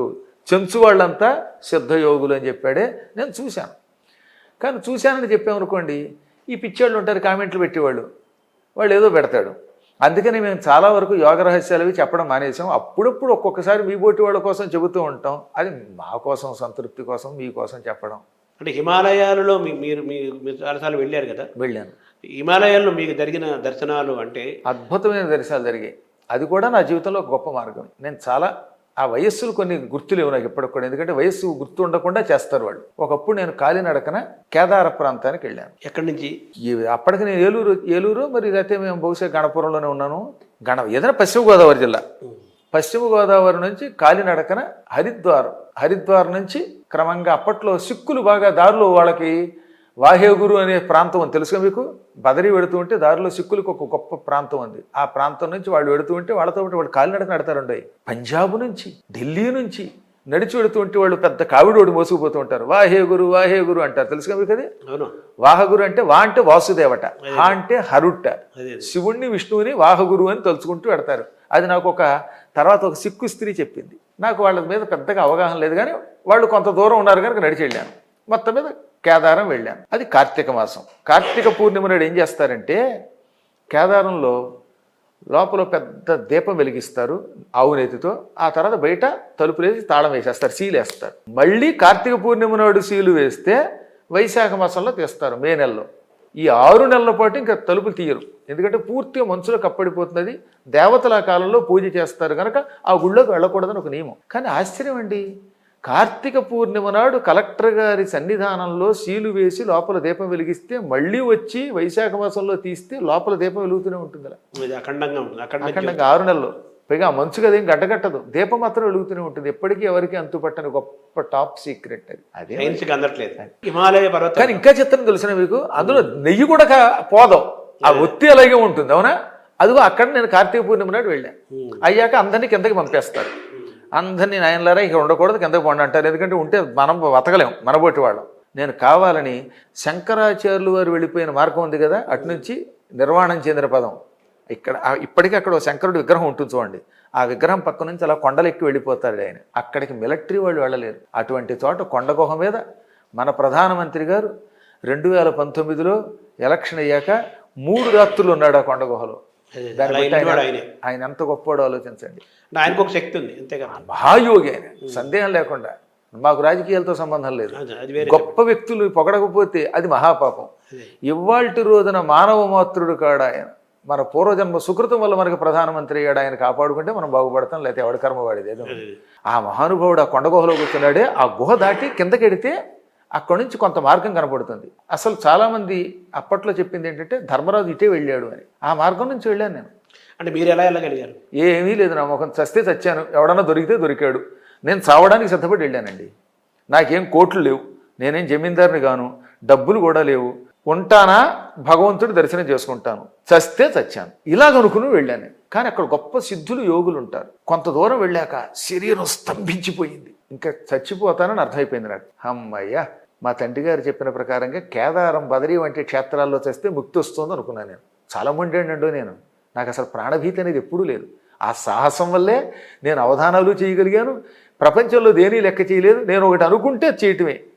3 కేజీల బంగారంతో సింహాసనం చేయాలంటే ఆ బంగారం వచ్చింది నాకు. ద్వారకలో సింహాసనం, బంగారం సింహాసనం మీద ఊరేగిస్తున్నాం. బంగారం అంటే బంగారం వచ్చింది. ఈ ఆలయం కట్టాలనుకుంటే కట్టాం. ఈ సంకల్పం మొదటి నుంచి ఉన్నది. మీకు ఇంకో విషయం, అందులోకి వెళ్లే ముందు ఇంకో చిన్న విషయం చెప్పాలి. ప్రపంచం అంతా స్తంభించిపోయింది కదా కోవిడ్ వచ్చి. ఆ సమయంలో మా పీఠం పక్కన 1200 గజాల స్థలం కొనాలనుకున్నాను. కొని అందులో శివాలయం కట్టాలి. 7.5 అడుగుల లింగం. లింగాన్నేమో చెన్నైలో ఉన్న ఒక భక్తులు శివప్రసాద్ గారు ఇచ్చేశారు నాకు. శివప్రసాద్ గారు చెన్నైలో వలాహ కెమికల్స్ మంచి గొప్ప వ్యక్తి. ఆయన శివలింగం ఇచ్చేశారు. ఆలయం కట్టాలంటే నా దగ్గర కోవిడ్ టైము, కోట్లు కనీసం అవుతాయి. అవునా? ఎలాగా అనుకుంటూ ఉండగా నాకు ఒక ఆయన గుర్తుకొచ్చారు. సహకారం తీసుకుందామని. ఎవరంటే ఆయన నవయోగ కన్స్ట్రక్షన్ చింతా విశ్వేశ్వరరావు గారు. అంత పూర్వం కాళహస్తి గాలిగోపురం ఆయనే కట్టించారు. ఆ కట్టించినప్పుడు నన్ను కూడా ఉపన్యాసానికి పిలిస్తే నేను వెళ్ళాను. చాలా అద్భుతంగా జరిగింది. ఆయన నా పేరు చెప్పడానికి వీల్లేదు, ఒక్క కండిషన్. ఆయన నా పేరు పదే పొగడ్డానికి వీల్లేదు. ఎవడండి ఇచ్చింది శివుడు, పుచ్చుకున్నది శివుడు, నాకు పేరొద్దు ఊరొద్దు అనేవాడు. అంతటి మహానుభావుడు ఆయన. ఈ విశ్వేశ్వరరావు గారిని ఎలా పట్టుకుందామా, ఆయన సలహా తీసుకుని గుడి కడదామా అనుకున్నాను నేను. నాకు ఎవడు ఫోన్లు నోట్ చేసుకోవడం అలవాటు ఉండదులండి. ఫోన్తో నాకు పెద్ద టచ్ ఉండదు. ఎంతలో ఏం జరిగింది, నా దగ్గర రాజు అని ఒక అసిస్టెంట్ ఉన్నాడు, నాకు పరమ శిష్యుడు వాడు. అతనికి ఒక ఫోన్ వచ్చింది. అందులో రత్న గారు, ఆవిడ పేరు రత్న గారు, అంటే మన విశ్వేశ్వరరావు గారికి అసిస్టెంట్. ఆవిడ ఫోన్ చేసి, మా గురువు గారు పోయారండి, ఆయన మీద పద్యాలు గురువు గారి చేత రాయించుకోవాలనుకుంటున్నాను, చెప్పండి అంది. 3 రోజుల నుంచి వస్తుంది ఆవిడ ఫోన్. వీడు నాకు చెప్పడం మర్చిపోయాడు. ఒరే రత్న గారు అని ఒక ఆవిడ ఉన్నారా, ఆవిడ నెంబర్ వెతుక్కోలేకపోతున్నాను అంటే, అమ్మో గురువు గారు భలే చెప్పారండి, ఆవిడ 3 రోజుల నుంచి ఫోన్ చేస్తోందండి అన్నాడు. చూసారా భగవంతుని లేలా లింక్. వెంటనే ముందు ఆవిడ ఫోన్ ఎత్తి, ఏం కావాలమ్మా అంటే, చింతామణి గణపతి గారు వెళ్ళిపోయారండి, వారి మీద పద్యాలు రాయండి అంటే పద్యాలు రాసి పంపేశాను. ముందు పద్యాలు పంపాను. పంపాక నేను విశ్వేశ్వరరావు గారితో మాట్లాడాలి అంటే, మీకు రేపు వద్దని ఆయన చేత ఫోన్ చేయిస్తానంది. ఆయన చేశాడు. నేను సత్యధర్మేశ్వర ఆలయం కట్టాలనుకుంటున్నానండి అనగానే, మీరు పెద్ద దాని గురించి ఆలోచించకండి, దానికి ఎంత ఎస్టిమేషనో చెప్పండి, అందులో ఐరన్ను చిప్స్ ఇసుక నాది అన్నాడు. ఇంజనీర్ పంపేశారు ఆయన. 2001 సంవత్సరంలో ప్రారంభమయ్యి సెప్టెంబర్ నాటికి అయిపోయింది. 2021 కోవిడ్లో ప్రారంభించాం, 21 నాటికి అయిపోయింది. కేవలం ఏడాది కూడా పట్టలేదు. అసలు ఎలా వచ్చాయి సంపద అంటే చెప్పలేము. ₹1 అప్పు ఉండదు, ₹1 నిలవ ఉండదు, పని అయిపోయింది. దానికి అయిపోతుంటుంది. ఆ రకంగా ఎక్కడెక్కడి వాళ్ళు ఈ మొండితనం, ఎందుకంటే మొదలు పెడితే అవడం అనేది ఒక లక్షణం ఉందని చెప్పడానికి చెప్పాను. అలా నేను చావడానికైనా సిద్ధపడి భగవంతుడి సన్నిధానానికి మాత్రం వెళ్ళాలనే కోరికతో వెడితే ఒక యోగి కనపడ్డాడు. ఆయన ఒళ్ళంతా గొడ్డలిప్పుకుని ఉన్నాడు. కేవలం గోచిగొడ్డ కూడా ఉందో లేదో కానీ బూడిద పూసుకున్నాడు. ఆయన నవ్వుతూ, ఐసా సాహస్ మత్కర్ణ అని బుధం మీద తట్టి, ఈ చలికి తట్టుకోలేవు కానీ ఒక వేరు ఇస్తున్నాను, హిందీలో జడీ బూటీ అంటాం మూలికని, ఈ జడీ బూటీకో కావో అని ఇంత వేరు తీసి నాలుక మీద పెట్టాడు. నాలుక కొంచెం దురద పెట్టినట్టు అనిపించింది లైట్గా, కానీ అది నాలుక మీదకి వెళ్ళి కరిగిపోయి లోపలికి వెళ్ళిపోయింది. ఇక చల్లేదండి, దాహం లేదు, ఆకలి లేదు. నెల్లాళ్ళు పనిచేస్తుందట ఆ మూలిక. అలాంటి మూలికలు హిమాలయాల్లో ఉన్నాయి. అవి ఆ సిద్ధులు మాత్రమే కనిపెట్టగలరు. అవి దొరికితేనా మీ ఊడిపోయిన జుట్టు తెప్పించుకోవచ్చు, ఏదైనా చేయొచ్చు. ఎందుకు చెప్తున్నానంటే, నా జుట్టు మీరు 2019 వీడియోలు చూడండి ఒకసారి. మీరు ఈ ఇంటర్వ్యూ అయ్యాక 2019లో 15, 16 నుంచి కొంచెం కొంచెం ఊడి, నా జుట్టు కూడా కొంత ఊడింది, కానీ వచ్చింది మళ్ళీ ఇప్పుడు చూడండి. మీరు పాత ఇంటర్వ్యూస్ చూడండి ఒకసారి, అందరినీ చూడమన్నాడు. వద్దిపర్తి పద్మాకరు 2018లో గుంటూరులో చెప్పిన ఉపన్యాసాలు, 19 సెప్టెంబర్ వరకు ఒక తల, 19 తర్వాత వేరు. మూలికలు మంత్ర మహిమలు అంత గొప్ప. అంటే మీరు హిమాలయ పర్వతాల్లో అక్కడ తిరిగి సిద్ధుల్ని చూసి అక్కడ ఉన్న మహిమల్ని మీరు అనుభవించారు కదా, మీకు అక్కడ తపస్సు చేసుకోవాలి, అక్కడ ఉండిపోవాలనిపించలేదా? ఈ వేరు ఇచ్చిన ఆయన ఉన్నాడు కదా, ఇది నెల్లాళ్లే పనిచేస్తుందని చెప్పాడు. ఈ నెల్లాళ్లలో ఎక్కడ తిరిగినా పెద్దగా మంచు ప్రభావం ఉండదు, ఆకలి దాహం పెద్దగా ఉండవు, ఏదైనా మంచినీళ్ళు తాగాలంటే తాగడం తప్ప అన్నాడు కదా. అది పుచ్చుకుని వెళ్ళానండి. ఓ ప్రాంతం చూశానండి. దాన్ని కొందరు శంబల అంటారు, కొందరు ఏదో అంటారు, నాకు తెలియదు. దాని గురించి నేను ఖచ్చితంగా ఇదని చెప్పను, కావాలని కొన్ని కారణాలతో చెప్పట్లేదు. ఆ ప్రాంతంలో మహానుభావులు ఎంతమంది యోగులు ఉన్నారో చెబితే ఆశ్చర్యపోతారు. ఎర్రని కాంతి, పచ్చని కాంతి వాళ్ళ ముఖాల్లోంచి వస్తాయి. మీరు జపం చేస్తే ఆ సమయంలో మిమ్మల్ని ఆవహించిన దేవతలను బట్టి ఆ కాంతులు వస్తాయి. అటువంటి మహాత్ములు చూచి అక్కడ ఒక నెల్లాళ్ళు ఉన్నాను. నేనేం మాట్లాడలేదు, ఎవరితో మాట్లాడకూడదు, మాట్లాడరు వాళ్ళు. సరిగ్గా నెల దాటింది. నెల దాటాక వెనక్కి వెళ్ళిపోమని చెప్పాడు ఆ సిద్ధుడు, ముందే చెప్పాడు. ఈ మూలిక కేవలం 1 మాసమే, ఏక్ మహీనే తక్ కామ్ కరేగి ఏ జడీ బూటీ అన్నాడు ఆయన. నేను ఆ మాట వినలేదు, మొండాడని చెప్పాను కదా. నాకెందుకో కానీ ఆ వయస్సులో అక్కడ ప్రాణం పోతే వైకుంఠానికి వెళ్ళొచ్చు, లేక స్వర్గానికి వెళ్ళొచ్చు, లేక కేదారంలో పోయాను కాబట్టి కైలాసానికి వెళ్ళొచ్చు అనే కోరిక. అంతేకాని ఈ బయటికి రావాలని కోరిక లేదు. అంతే. ఈ ప్రజలతో నాకు సంబంధం ఇష్టం లేదు. మొదట నుంచి నాకు కొంచెం ఏకాంత జీవిని అనుకున్నాను. కానీ ఈ నెల అయ్యాక శరీరం మళ్ళీ వణికిపోయింది, ఇలా శరీరం కంపించింది. ఎన్నాళ్ళటి నీరసం అప్పుడు ఆవహించింది. శక్తి పోయింది కదా, ఇక మూలిక శక్తి. ఇక పోతున్నాను అనుకున్న సమయానికి, పరమేశ్వర అనుకుంటున్న సమయానికి మళ్ళీ ఇంకొక ఆయన వచ్చి నెత్తిలో జుట్టుకుని ఈడ్చుకొచ్చి జనావాసంలో పారేశాడు. ఒరే నాయన, ఇంకా నువ్వు కొంతకాలం బతకాలి అన్నాడు. వాళ్ళ అనుగ్రహం అనుకున్నాను, వచ్చాను. కాబట్టి ఎందుకు చెప్తున్నానంటే, ఇలాంటి వాళ్ళు ఎంతోమంది ఉన్నారండి. అంటే వీళ్ళందరికీ ఒక్కొక్కరు కూడా 1000 సంవత్సరాల వయసు ఉంటుంది అంటారు, అది నిజమేనండి? సందేహం లేకుండా. వాళ్ళకి ఎంత కాలం ఉందో చెప్పలేము. కాలాన్ని జయించిన వాళ్ళు ఉన్నారు. అది ఏమీ పెద్ద కష్టం కాదు ఈ సృష్టిలో. మనం సాధించటం లేదంతే. ఈ భౌతికమైన తిండి, ఈ సుఖాలు, ఈ మానవ సంపర్కాల్లో పడిపోతున్నాం. సాధన చేస్తే ఏదైనా సాధ్యమే. తర్వాత ఇప్పుడు మనకు ఈ అశ్వత్థామ చిరంజీవుల్లో ఆయన ఒకరని మన సమాచారం ఉంది కదా. అలాగే ఆంజనేయ స్వామి ఎక్కువ హిమాలయ పర్వతాలు సంచరిస్తుంటారు అంటారు. వీటన్నింటినీ మీకు ఆ విశ్వాసం కలిగింది అక్కడ తిరగటం? సందేహం లేకుండా. అశ్వత్థామ గారి గురించి ఈ మధ్యన ఒక వ్యాసం కూడా చెప్పాను నేను, దాని మీద ఒక ఉపన్యాసం కూడా చెప్పాను. ఎందుకంటే కొంతమంది అశ్వత్థామ చచ్చిపోయాడని స్టేట్మెంట్ ఇచ్చారు. అదే లేదు నాయన, ఆయన కూడా చాలా గొప్పవాడు. ఎందుకంటే అశ్వత్థామ చిరజీవి అనే విషయం తెలియాలంటే నువ్వు ముందు భారతం చదవాలి. భారతంలో ద్రోణపర్వంలో ఉంటుంది. ద్రోణపర్వంలో ఏమనుంటుంది? అశ్వత్థామ ముందు నారాయణాస్త్రం వేశాడు కదా, ఆ నారాయణాస్త్రం కాస్త బొమ్మయ్యాక ఆగ్నేయాస్త్రం వేశాడు. ఈ ఆగ్నేయాస్త్రంతో అక్షౌహిణి సైన్యం భస్మం అయిపోయింది. దాంతో అర్జునుడు బ్రహ్మాస్త్రంతో అస్త్రాన్ని క్షీణింపజేశాడు. అప్పుడు అశ్వత్థామ నాకు దివ్యాస్త్ర బలము లేదు, అర్జునుడిని జయించలేకపోతున్నాను అని విరక్తి కలిగి ధనుస్సు కింద పారేసి యుద్ధరంగంలోంచి రథం దిగి నడిచి వెళ్ళిపోతూ ఉంటే వ్యాసుడు ప్రత్యక్షమయ్యాడు. జిగితొలుకాడగ నేలకు మొగిలేలుకు డిగ్గెన నగ ముందట దోచల్ విగత దురితత్వ భాసుండగు వేద వ్యాసుడం మహాపురుషునకు. ఈ తిక్కన గారి పద్యం. మెరుపు తీగతో కూడిన మేఘం భూమికి వచ్చిందా అన్నట్టుగా ఎర్రని జుట్టుతో నల్లగా ఉండే వ్యాసుడు ప్రత్యక్షమయ్యాడు. వ్యాసుడు నల్లగా ఉంటాడు కనుక మేఘంలో ఉన్నట్ట, ఆయన జుట్టు ఎర్రగా ఉంది కనుక అది మెరుపు తీగలో ఉందట. ఆయన కనబడగానే అశ్వత్థామ కాళ్ళ మీద పడి ఈ కృష్ణార్జునులు మనుష్యులు కదా, వీళ్ళని ఎందుకు చంపలేకపోతున్నాను అంటే అప్పుడు ఆయన మీ పూర్వజన్మ రహస్యం చెబుతున్నాను విను. కొన్ని కోట్ల యుగాల క్రితం హిమాలయ పర్వతాలలో బదరీలో నరనారాయణులు అనే పేరుతో ఈ కృష్ణార్జునులు విష్ణు స్వరూపులు తపస్సు చేశారు. ఎదురుగుండా ఇసుకతో శివలింగం తయారు చేసి పూజించారట. వాళ్ళేమో లింగాన్ని పూజించారట. దేంతో? శివలింగం. ఆ లింగం కూడా మట్టి ఇసుక కలిపి. కానీ నువ్వేం చేసావు? వాళ్ళకంటే గొప్పవాడు అవ్వాలనే కోరికతో వాళ్ళకి ఎదురుగుండా పోటీ ఆశ్రమం పెట్టుకున్నాడు. వినాయక చవితి పందిట్లో వాడో పందిరి వీడో పందిరి, ఎవడ లింగం వాడిదే, ఎవడి విఘ్నేశ్వరుడు వాడే. అలాగా వీళ్ళకి ఎదురుగుండా ఆయన కూడా ఓ ఆశ్రమం కట్టుకున్నాడు. కానీ శివపార్వతుల విగ్రహం తయారు చేశాట. శుభ్రమగు ఉర్వి మృత్తిక సురుచిరంపు ప్రతిమా అని తిక్కన గారు రాశారు. సంస్కృతంలోనేమో వ్యాసుడు శ్లోకము రాశాడు. మట్టితో విగ్రహం తయారు చేసి శివుణ్ణి అర్చించాడు అశ్వత్థామ. వాళ్ళు ఏం చేశారు? లింగాన్ని చేసి పూజించారు. అప్పుడు శివుడు ముందు నీకు ప్రత్యక్షమయ్యి, ఓ మహర్షి, నువ్వు విగ్రహారాధన చేసావు, విగ్రహారాధన కంటే లింగారాధన కొన్ని వేల రెట్లు ఎక్కువ ఫలితం ఇస్తుంది, అది నీకు తెలియదు. అందువల్ల నువ్వు భవిష్యత్తులో అశ్వత్థామగా పుడతావు, చిరజీవి అవుతావు, ఆ తర్వాత ఒకప్పుడు వ్యాసుడి అవుతావు అన్నాడు. అందువల్ల ఆ మహర్షి అశ్వత్థామగా పుట్టాడు. వాళ్ళు ఏం చేశారు? వారలు లింగాధిష్టానారూఢులుగాను నర్చి అర్చించిరి భవ్యారాధన తత్పర మతులై గౌరీపతి నతుల నియమ కల్పన వెలయన్. వాళ్ళు లింగం మీద అర్చిస్తే ఈ తర్వాత అక్కడికి వెళ్ళాడు శివుడు. లింగాన్ని పూజించటం వల్ల మీరు నాకంటే గొప్పవాళ్ళు అవుతారు. దుష్ట శిక్షణకు అవతారాలు మీ ఇద్దరు ఎత్తుతారు. అందులో ఈ నారాయణుడు దశావతారాలు వంటి అవతారాలు ఎత్తుతాడు. యుద్ధంలో ఎదిరిస్తే నన్ను కూడా జయించే శక్తి మీకు ఇస్తున్నాను అన్నాడు ఆయన. అంటే అశ్వత్థామం భవిష్య వ్యాసుడు, భావి వ్యాసుడు. అది ఎందులో ఉంటుంది? దేవీ భాగవతంలో ప్రథమ స్కంధంలో ద్రౌణిర్వ్యాసో భవిష్యతి. ఇది దేవీ భాగవతం ప్రథమ స్కంధంలోని శ్లోకం ప్రామాణికంగా. అందులో ఎందుకు చెప్తానంటే శివుడు స్వయముగా నరనారాయణుల్ని మీరు అవతారమూర్తులు అవుతారు, నన్ను కూడా జయిస్తారన్నారు కాబట్టి కిరాతక రూపంలో వచ్చిన శివుడిని అర్జునుడు జయించగలిగాడు. అదే అవునా? కాబట్టి ఈ కథ వ్యాసుడు చెప్పి, నాయనా నువ్వు మహర్షివిరా, అందువల్ల నువ్వు చిరజీవి అవుతావు, చాలా గొప్పవాడు అవుతావు అని చెప్పాడు.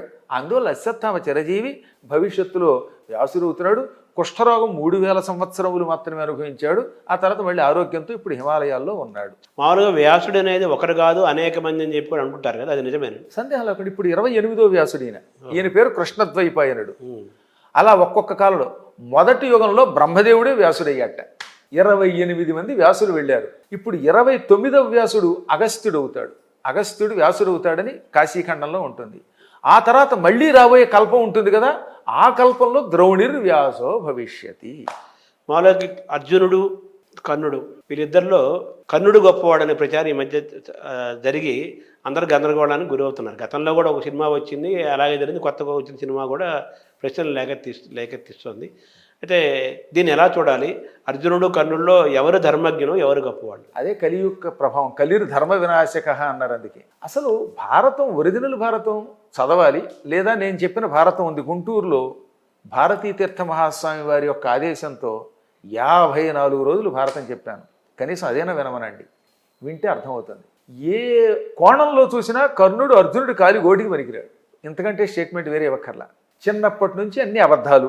తర్వాత ఎక్కువ కాదు కానీ ఒక 2-3 మీకు విషయాలు చెబుతాను. పాండవులు అరణ్యవాసం చేస్తూ ఉంటే వాళ్ళని ఏడిపించడానికి కర్ణుడు, దుర్యోధనుడు, దుశ్శాసనుడు, శకిని, దుష్ట చతుష్టయం ఘోషయాత్రకు వెళ్ళారు. ఆ ఘోషయాత్రలో చిత్రరథుడు అనే గంధర్వుడు వచ్చి ఏం చేశాడు? ఆయనకి చిత్రసేనుడు, చిత్రరథుడు అని పేరు.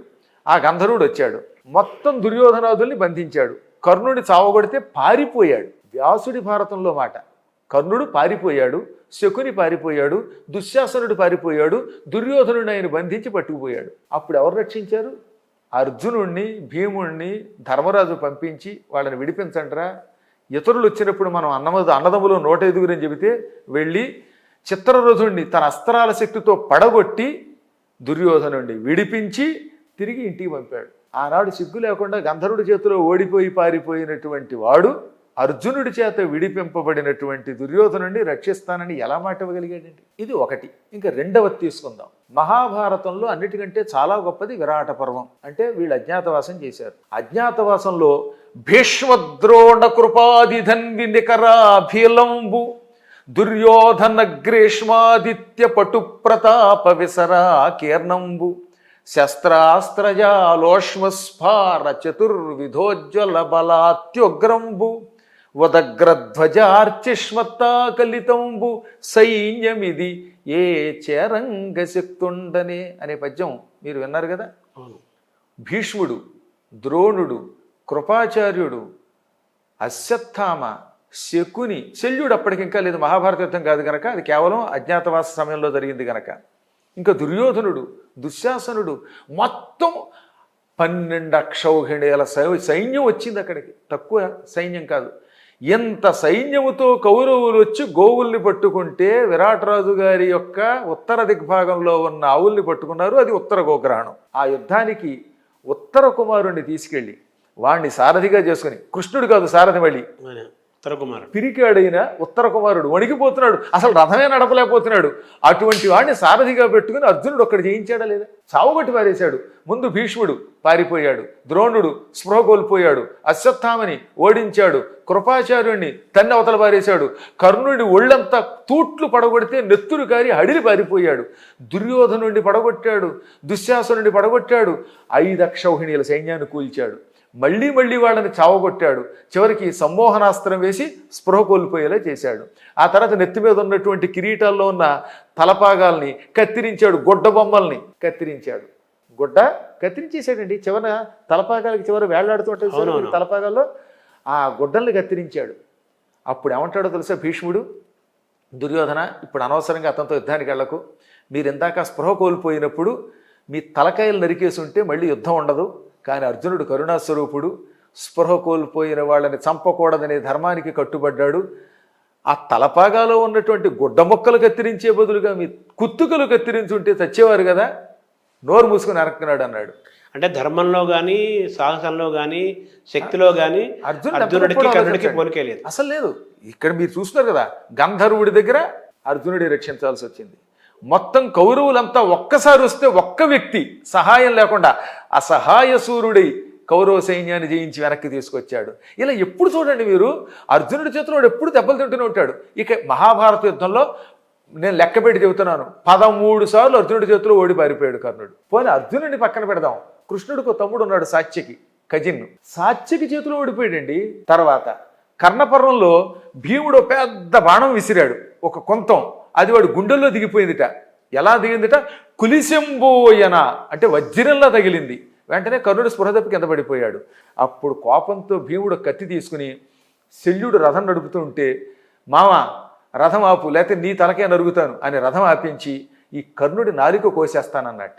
అనగానే అప్పుడు శల్యుడు, తప్పు మేనలుడా, వీడు స్పృహ కోల్పోయి ఉన్నాడు, ఈ సమయంలో నాలుక కోస్తే రక్తస్రావంతో చచ్చిపోతాడు, చచ్చిపోతే ఇతన్ని చంపుతానని శపథం చేసిన మీ తమ్ముడు అర్జునుడు ప్రాయోపవేశం చేస్తాడు, నీ తమ్ముడు కోసమైనా వీడిని వదిలి అనగానే, అవునవును సుమా, ఈ దుర్మార్గుడు మా ధర్మరాజుని తిట్టాడు, అందుకు కోపం వచ్చి నాలుగు కొయ్యిపోయాను, కోసుంటే చచ్చేవాడు, చస్తే అర్జునుడి ప్రతిజ్ఞ బొమ్మయ్యేది అని వదిలేశాడు. అప్పుడు అక్కడ ఏమంటాడో తెలుసా ధృతరాష్ట్రుడు సంజయుడితో, పాండవులన ఆజినోర్చుని తండని మీ రాజు సోత తనయుని పొగడెం. ఈ పద్యం కందపద్యం ఎంత మంచి పద్యం, అందరినీ కంఠస్థం చేయమనండి. పాండవుల ఆజినోర్చుని తండని మీ రాజు సోత తనయుని పొగడు గండడె భీముడు ఇట్టి మగండు కలడే పిదపనెట్లు కయ్యము చెల్లె.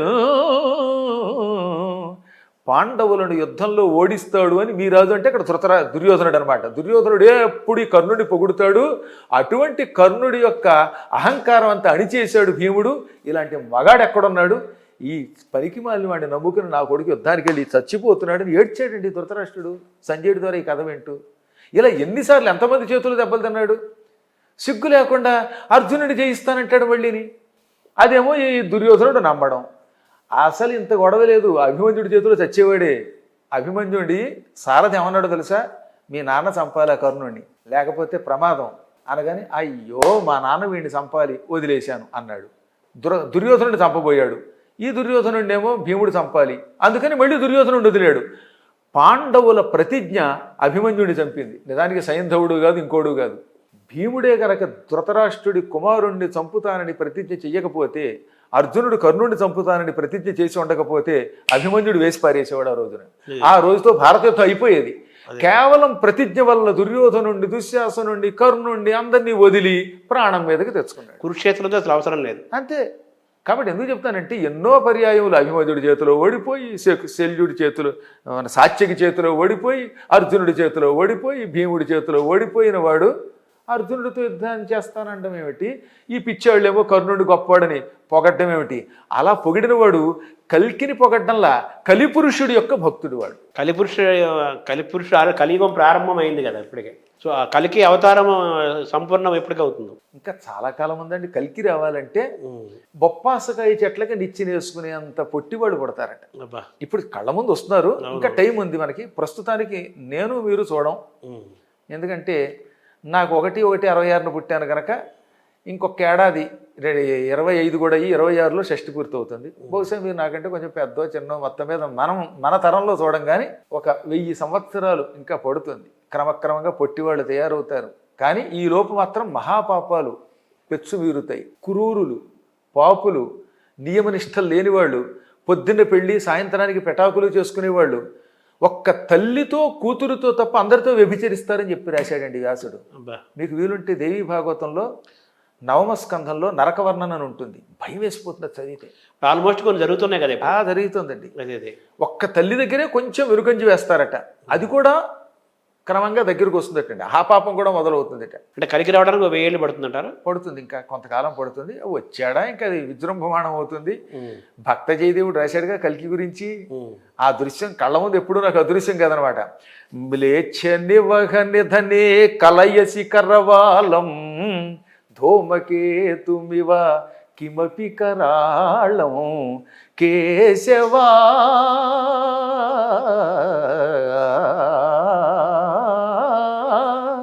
కేశవా ధృత కల్కి శరీరా జయ జగదీశ హరే జయ జగదీశ హరే అని కల్కి అవతారాన్ని అద్భుతంగా వర్ణించాడు జయదేవుడు.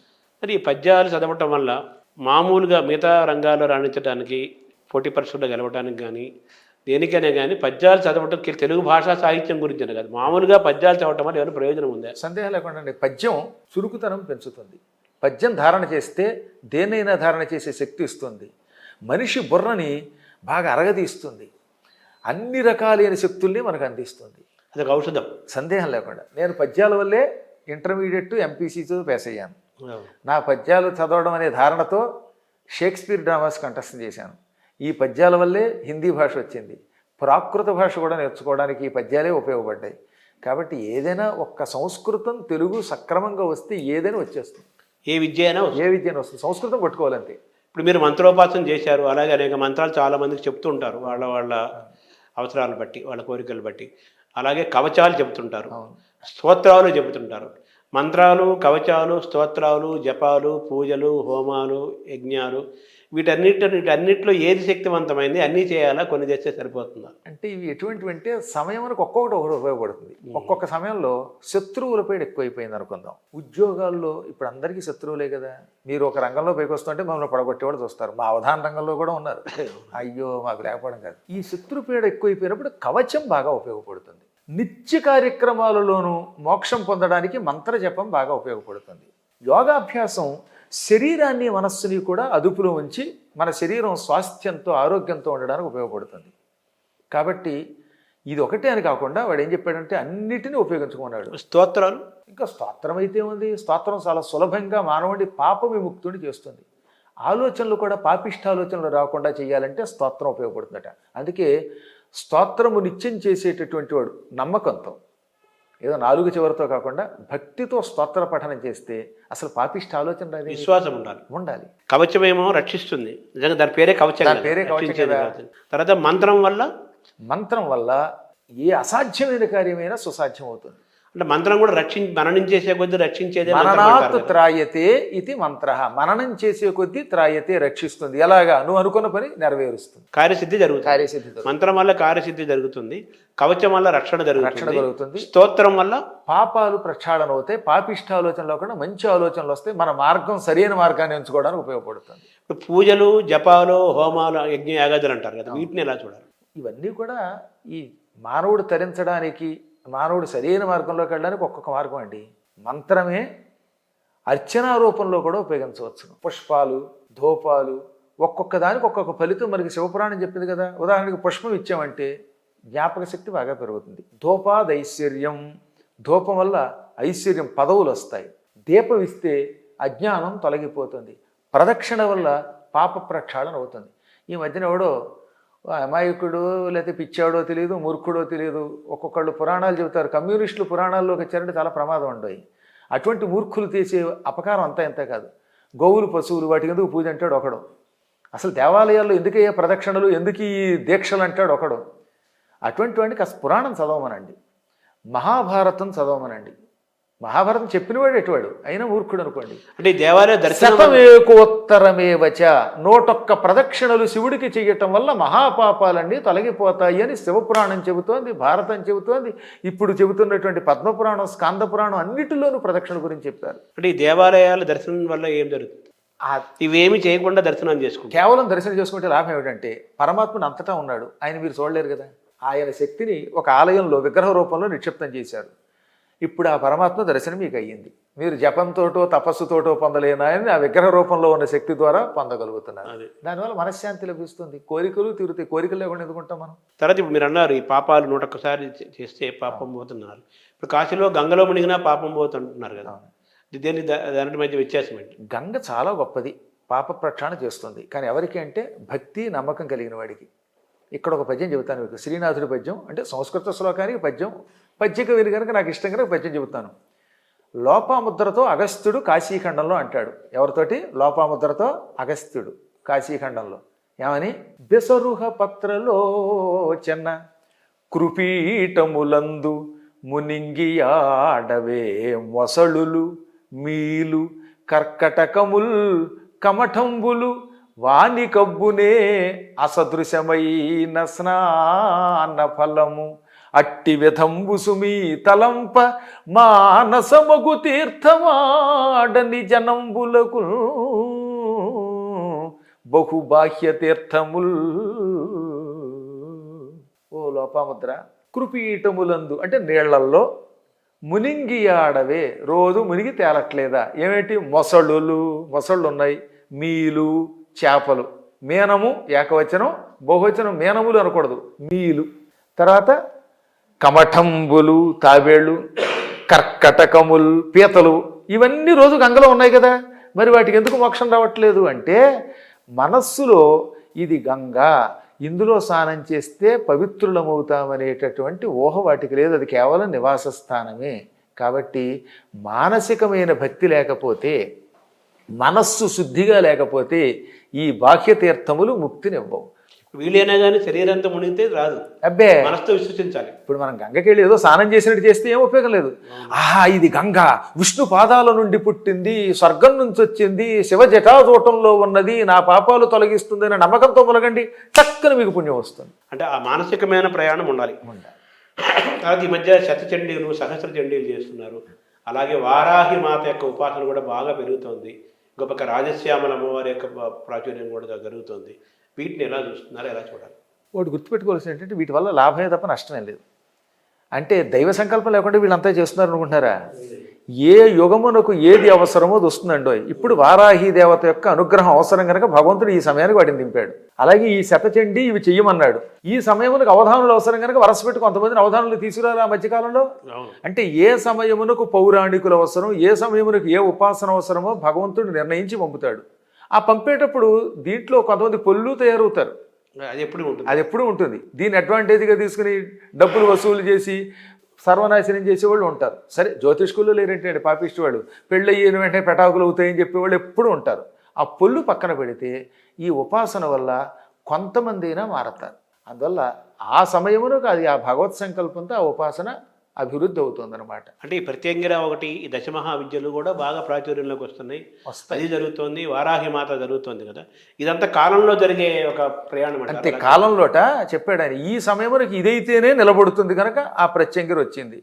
అలాగే ఆ సమయంలో ఆ హోమాలు అవసరం కనుక అవి వచ్చాయి. అలాగే వారాహి దేవత యొక్క కటాక్షం ఇప్పుడు చాలా అవసరం. దేశం ఒక భయంకర స్థితిలో ఉంది. ఎంత గొప్పవాడు పరిపాలిస్తున్నా ఆయన పడగొట్టి మళ్ళీ మన దేశాన్ని బంగ్లాదేశ్లో తయారు చేయాలని చూసేటటువంటి వాళ్ళు ఉన్నారు. వాళ్ళు పడాలంటే వారాహి దేవత కటాక్షం అవసరం కనుక ఇది అవసరమైంది. అంటే వారాహి యొక్క ప్రత్యేకత ఏంటంటే ఆ ఉపాసన వల్ల జరిగే లాభం. వారాహి భూదేవిని ఉద్ధరిస్తుందండి. అందుకే వారాహి దేవత గురించి నేను ప్రత్యేకంగా ఒక ఉపన్యాసం ఇచ్చాను నేను. భయంకరులైన అన్యమతస్థులు పెరిగి సనాతన ధర్మం నాశనం అవుతున్నప్పుడు రక్షించటానికి వారాహి దేవత యొక్క శక్తిని ఆవాహన చేసుకోవాలి మనం. అంటే మన భూమిని రక్షిస్తుంది, శత్రువుల నుంచి కూడా రక్షిస్తుంది. అసలు మన శరీరమే క్షేత్రం కదా. ఇదం శరీరం కౌంతేయ క్షేత్రమిత్యభిధీయతే. క్షేత్రం అంటే పొలము, భూమి. మన శరీరం ఒక భూమి. ఈ భూమిని, ఆ భూమినేమో విష్ణు వరాహ రూపంలో ఎత్తాడు. ఈ భూమిని రక్షించాలంటే శరీరం అనే భూమిని, అంటే ఈ శరీరంలో ఉన్న పాపపుట ఆలోచనలు తొలగించి అందరం సెక్యులర్ అనే భావన, పెక్యులర్ భావన కలిగించి తద్వారా మన వాళ్ళని పడగొట్టకూడదు. ఆ పడగొట్టే భావనని తొలగించి వీడిలో పౌరుషాన్ని రేకెత్తించి మన సనాతన ధర్మం రక్షించాలంటే వారాహి ఉపాసన అవసరం. అంటే వారాహి ఉపాసన వల్ల విజయం చేకూరుతుందంటారు? సందేహం లేకుండా. దానిని సరిగ్గా ఉపాసన చేస్తే మాత్రం, సరిగ్గా ఎందుకంటున్నానంటే తెలియకుండా పిచ్చి పిచ్చిగా కాకుండా మంత్రాన్ని సరిగ్గా ఉచ్చరించి ఉపాసన చేస్తే సనాతన ధర్మం నిలబడుతుంది. అన్యమతస్థులను మనం ఎదుర్కోగలుగుతాం, ధర్మ సంస్థాపన చేయగలుగుతాం, శత్రువుల్ని జయించగలుగుతాం. అంటే అధికారం కోసం, కీర్తి కోసం, డబ్బు కోసం అధర్ములు కూడా ఈ వారాహి పూజలు చేస్తున్నారు, అలాగే యాగాలు చేస్తున్నారు. చూడాలి మరి. ఏమండి ఇప్పుడు ఒకటి చెప్పనా, ఉపాసన దేవతలు చేశారు, రాక్షసులు చేశారు. రాక్షసులు మాత్రం చేయలేదా? వాళ్ళు తపస్సు చేశారు, వాళ్ళకంటే ఎక్కువ చేస్తారు. మహిషాసురులు అంటే వాళ్ళు ఉంటారు. ఉన్నప్పటికీ మహిషాసురులను ఎదుర్కోవాలంటే మళ్ళీ ఉపాసన చేయవలసిందే. అందువల్ల ఈనాడు కూడా తప్పనిసరిగా ఒక చిత్తశుద్ధి కలిగి చేసేవాళ్ళు ఉంటారు. ఇప్పుడు పవన్ కళ్యాణ్ గారు అద్భుతమైన మనిషి. కాసేపు రాజకీయాలు తీసి పక్కన పెట్టేయండి. ఆయనకి చాలా చిత్తశుద్ధి ఉంది. కల్లా కప్పడం తెలియనివాడు, మాయా మర్మం తెలియనివాడు, ఉన్నది కొండ బద్దలు కొట్టి చెప్తాడు. అలాంటి వాళ్ళు ఈ ఉపాసన చేస్తే కొన్ని ఉపకారాలు జరుగుతాయి మనకి. మాకెవరితోటి మళ్ళీ చెప్పాను, ఇందాక చెప్పిన నేను ఏ పార్టీకి సంబంధించిన వాడు కాను. కానీ మంచి కింద పొగడాలి. పొగడకపోతే ఎలాగా? అద్భుతమైనటువంటి వ్యక్తి అద్భుతమైన ఉపాసన చేశాడు, అటువంటి వాడు పదవిలోకి వస్తాడు. వస్తే లాభం ఏమిటంటే ధర్మ సంస్థాపన అవుతుంది. అంటే మీరు ప్రణవపీఠం అనే పేరు, ఆ పేరు ఎందుకు పెట్టారు? ప్రణవోధను శిరోహ్యాత్మ బ్రహ్మతల్ లక్ష్యం ఉచ్యతే అని ఉపనిషత్తులు చెప్పాయి. ప్రణవం ఒక ధనుస్సు, మన ఆత్మ దానికి బాణం. ఈ బాణంతో దేని భేదించాలి? పరబ్రహ్మని కొట్టాలి. పరబ్రహ్మని కొట్టాలంటే ప్రణవం అనే ధనుస్సు, ఆత్మ అనేటటువంటి బాణం ఉండాలి. అందుకని ప్రణవం అనే ఒక ధనుస్సుని స్వీకరించి బ్రహ్మజ్ఞానాన్ని పొందాలి. నేను బ్రహ్మ ఆనందాన్ని అనుభవించాలి, నా శిష్యులకి అందించాలి అని నాకు మొదట్లో సంకల్పం. కానీ దీని వెనకాతల అసలు శక్తి అంతా మా గణపతి సత్యనారాయణ స్వామి వారు. నాకు ఈ ప్రపంచంలో మా నాన్నగారు వెళ్ళిపోయిన తర్వాత నాన్నగారు లేరని వెళ్ళేటటువంటి లోటు తీర్చిన తండ్రి, తల్లి, గురువు, దైవం సమస్తం శ్రీ శ్రీ శ్రీ గణపతి సచ్చిదానంద సద్గురువు. ఆయనకి నాకు ఉన్న అనుబంధం అంతా ఇంత కాదు. అసలు ఆయనతో ఒక్క సెకండ్ ఇంటర్వ్యూ చాలు కదా ఎవరికైనా. దానికోసం ఎంతమంది భక్తులు ఎదురు చూస్తారు? ప్రపంచ దేశాల్లో ఆయన కోసం ఎదురు చూస్తారా? రోజు పొద్దున్న 2 గంటలు, సాయంత్రం 2 గంటల చొప్పున 2019లో నేను అక్కడ భాగవతం చెబుతూ ఉంటే ఆయన ఇలాగే కూర్చుని రోజు 4 గంటలు ఉపన్యాసం నా దగ్గర. అంటే ఎంత ప్రేమ ఆలోచించండి ఆయనకి నేనంటే. అంటే మీలో ఏదో ఆకర్షణ, ఆయన ఆకర్షణ గురి అయినట్టే కదా ఒక రకంగా. ఆయన ప్రేమ చాలా గొప్పది. ఆయన దగ్గర దత్తాత్రేయ శక్తి అంటే ఎవడ నమ్మినా నమ్మపోయినా, నేనైతే కొండబద్దలు కొట్టాడు చెప్తున్నాడు, దత్తాత్రేయుడు ఆ రూపంలో వచ్చాడు. అందుకే నేను అక్కడికి వెళ్ళా. ఏ ముహూర్తంలో వెళ్ళానో అప్పటి నుంచి నన్ను పట్టుకున్నారు ఆయన. పట్టుకోవడం కదండి, ఎప్పుడు కూడా నేను ఏ పుస్తకం రాసినా ఆ పుస్తకాలన్నిటికీ పీఠిక అయింది ఉంటేగా నేను పుస్తకం ప్రింట్ చేయను. అదే. ఆఖరికి అమెరికా వెళ్ళాను. అమెరికాలో దత్తపీఠాల్లో ఎక్కడికి వెళ్ళినా అదిగో పద్మాకర్ వస్తున్నాడంటే నేను వచ్చినట్టే ఆయన చేత పురాణం చెప్పించుకోవడం చెబుతారు. నేను మేరీలాండ్లో చెప్పాను, డాలస్లో చెప్పాను, ఇంకో చోట చెప్పాను, అన్ని చోట్ల. ఆ శక్తి అద్భుతం. ఇంకా గొప్ప విషయం చెబుతాను. కొంతమంది దౌర్భాగ్యులైనటువంటి వాళ్ళు దాన్ని ఏ రకమైన కామెంట్ పెట్టినా వీ డోంట్ కేర్ అనుకోండి. 2020లో ఈ ప్రపంచం అంతా స్తంభించిపోయి లాక్డౌన్ పెట్టిన సమయంలో మేము మా పీఠంలో కదలకుండా ఉండిపోయాను. నా జీవితంలో 45 రోజులు కదలకుండా ఒక చోట ఉండదు అదే. ఆ సమయంలో నేను గరుడ పురాణం మొత్తం 19,000 శ్లోకాలు గీతా ప్రెస్ కోసం అనువాదం చేశాను. మొత్తం అనువాదం అయిపోయింది. ఆ సమయంలో ప్రతిదినం ఉదయం ఒక యజ్ఞం చేసేవాడు. 128 యజ్ఞాలు చేశాను ఏకంగా. ఎన్ని? 128 ఏకధాటిన. ఈ యజ్ఞాల్లో ఒక రోజున మా గణపతి సచ్చిదానంద స్వామి వారికి ఒక యజ్ఞం చేశాను. మీరు నమ్మి తీరాలి, అంత అద్భుతమైన ఘట్టం ఇది. ఆ యజ్ఞం కేవలం ఆయన కోసం. ఏమిటా మంత్రం? ఓం శ్రీం శ్రీ శ్రీ ఓం శ్రీ శ్రీ శ్రీ గణపతి సచ్చిదానంద సద్గురవే స్వాహ. ఇంతే. ఈ మంత్రం చదువుతూ యజ్ఞం వేశాం. మా దగ్గర వేద పండితులు ఋగ్వేదం, యజుర్వేదం, సామవేదం, అథర్వవేదం చదువుకున్న వాళ్ళు మా పీఠంలో ఉన్నారు కదా. వేదంతో పాటు ఈ మంత్రంతో అనుష్ఠానం చేశాం. ఒక్క పావు గంట అయ్యాక దత్తపీఠం నుంచి పూజిత అని అక్కడ సుఖవనం చూస్తుంది. ఆ అమ్మాయి స్వామివారి మెసేజ్ పెట్టింది. ఏమిటో తెలుసా? Telegram message. అది ఆ మెసేజ్ ఉంది. నాకు కడుపు నిండిపోయింది, ఈ పూట నేను భోజనం చేయను. అంటే ఆయనకు చేరింది అది. ఇక్కడ యజ్ఞం చేస్తే ఆయనకి అది వెళ్ళి పోనీ నేను యజ్ఞం చేస్తున్నానని చెప్పలేదు కదా. ఒక్క మెసేజ్ ఎవరికి ఇవ్వలేదు. నేనేదో నా పీఠంలో యజ్ఞం చేస్తే పావు గంట తిరగకుండానే పూర్ణాహుతి అయ్యాక నాకు కడుపు నిండింది, వాడు అక్కడ నాకు అన్నం పెట్టాడు, ఈ పూట నాకు ఉపవాసం అని చెప్పారు ఆయన. ఆ మెసేజ్ వచ్చింది. ఇంకెంతకంటే ఏంటండి ఈ ప్రత్యక్ష ప్రమాణం? అయినా నమ్మరు ఈ మూర్ఖులు. ఏం చెబుతాం? ఎవరి కర్మ వారిది, అది నాకు అనవసరం. అంటే మామూలుగా వేగంగా ఫలితాలు ఇచ్చే దైవతముల్లో దత్తాత్రేయుడు అంటారు కదా. దత్తాత్రేయ నమః అష్టాక్షరి మంత్రం ఉంది కదా, అది నిజమేనా? అది సందేహం లేకుండా దత్తుడు ఇవ్వడం మొదలెడితే పుచ్చుకోవడానికి 2 చేతులు చాలక 1000 చేతులు ఇవ్వాల్సి వచ్చింది కార్తవీర్యార్తుడు అవునా. అందువల్ల ఆ మహానుభావుడు నాకు తల్లి తండ్రి గురువులాగా దొరికారు. ఇంతకీ మీరు అడిగిన ప్రశ్నకి మధ్యలో ఇక్కడ బ్రేక్ పడింది, అందుకని చెప్తున్నాను. ప్రణవపీఠం అనే పేరుతో పీఠం పెట్టుము, ఆ పీఠంలో నేను ఉంటాను అన్నారు ఆయన. ఎప్పుడు ఇది? 1996లో. తర్వాత నేను పట్టించుకోలేదు, నా ఉద్యోగం చేసుకుంటున్నాను కదా లెక్చరర్గా. ఇలా ఉండగా 2008వ సంవత్సరంలో సహస్ర చంద్ర దర్శనం జరిగింది. గుర్తుందా మీకు? ఎవరికి? పుట్టపర్తిలో సత్యసాయిబాబా వారికి. ఆ కార్యక్రమానికి నన్ను పిలిచాడు. రేడియో స్థాయిలో ఉంటుంది వినండి. నేను 3వ రోజు ఉపన్యాసం. మొదటి రోజు ఎవరో చెప్పారు, 2వ రోజు ఇంకొక ఆయన చెప్పారు, 3వ రోజున నా చేత ప్రహ్లాద చరిత్ర చెప్పించారు ఆయన.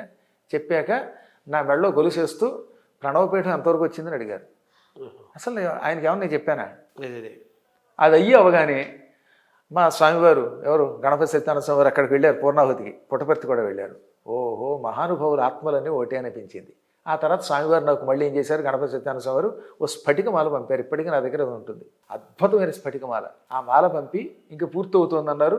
అనడంతో అప్పటి వరకు ఇంట్లో పెట్టి పూజించేవాళ్ళు మా ప్రణవపీఠం. పీఠం పెట్టేసాం ఆయన కోరిక మీద ఏదో ఇంట్లో. కానీ ఇంట్లో అంటే ఇలా ఏం జనం పడతారు. మాకు మంచి స్థలం వచ్చింది, 2006లో మేము కొన్నాం.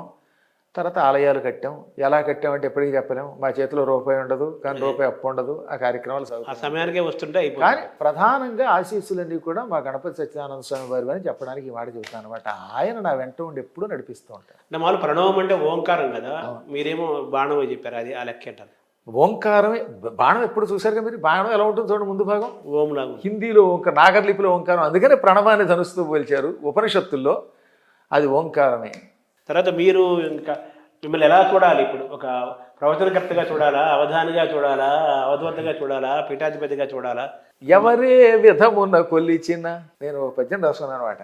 ఎవరే విధమున తలచిన వివిధములగు రూపములను వివరింతు తగన్నాను. అలాగా కవిని చదువుకున్నవాడిని కనుక వ్యాకరణాదులు అవి చదువుకున్నాను కనుక శాస్త్ర పండితుడిని, గురువుని, పీఠం స్థాపించాం కనుక పీఠ సంస్థాపకుడిని, పీఠాధ్యక్షుడిని, ఆ తర్వాత పౌరాణికుడిని, మామూలు ఉపన్యాసకుడిని, అప్పుడప్పుడు పెంగళి నాగేంద్రరావు గారు లాంటి సినిమా కవుల యొక్క పాటలు కూడా విశ్లేషిస్తూ ఉంటాను. అమెరికాలో నాకు చిమట శ్రీనివాస్ గారు గొప్ప శిష్యులు ఉన్నారండి. అద్భుతమైన వ్యక్తి. కాలిఫోర్నియాలో ఉంటారు, శాన్ ఫ్రాన్సిస్కోలో. అంత దాత, అంత పండితుడు. ముఖ్యంగా సినిమా పాటల మీద ఆయనకు ఉన్నటువంటి పట్టు చాలా తక్కువ మందికి ఉంటుంది. అందులో బాలసుబ్రహ్మణ్యం గారికి చాలా ఆయన అప్లిఫ్ట్ ఇచ్చాడు.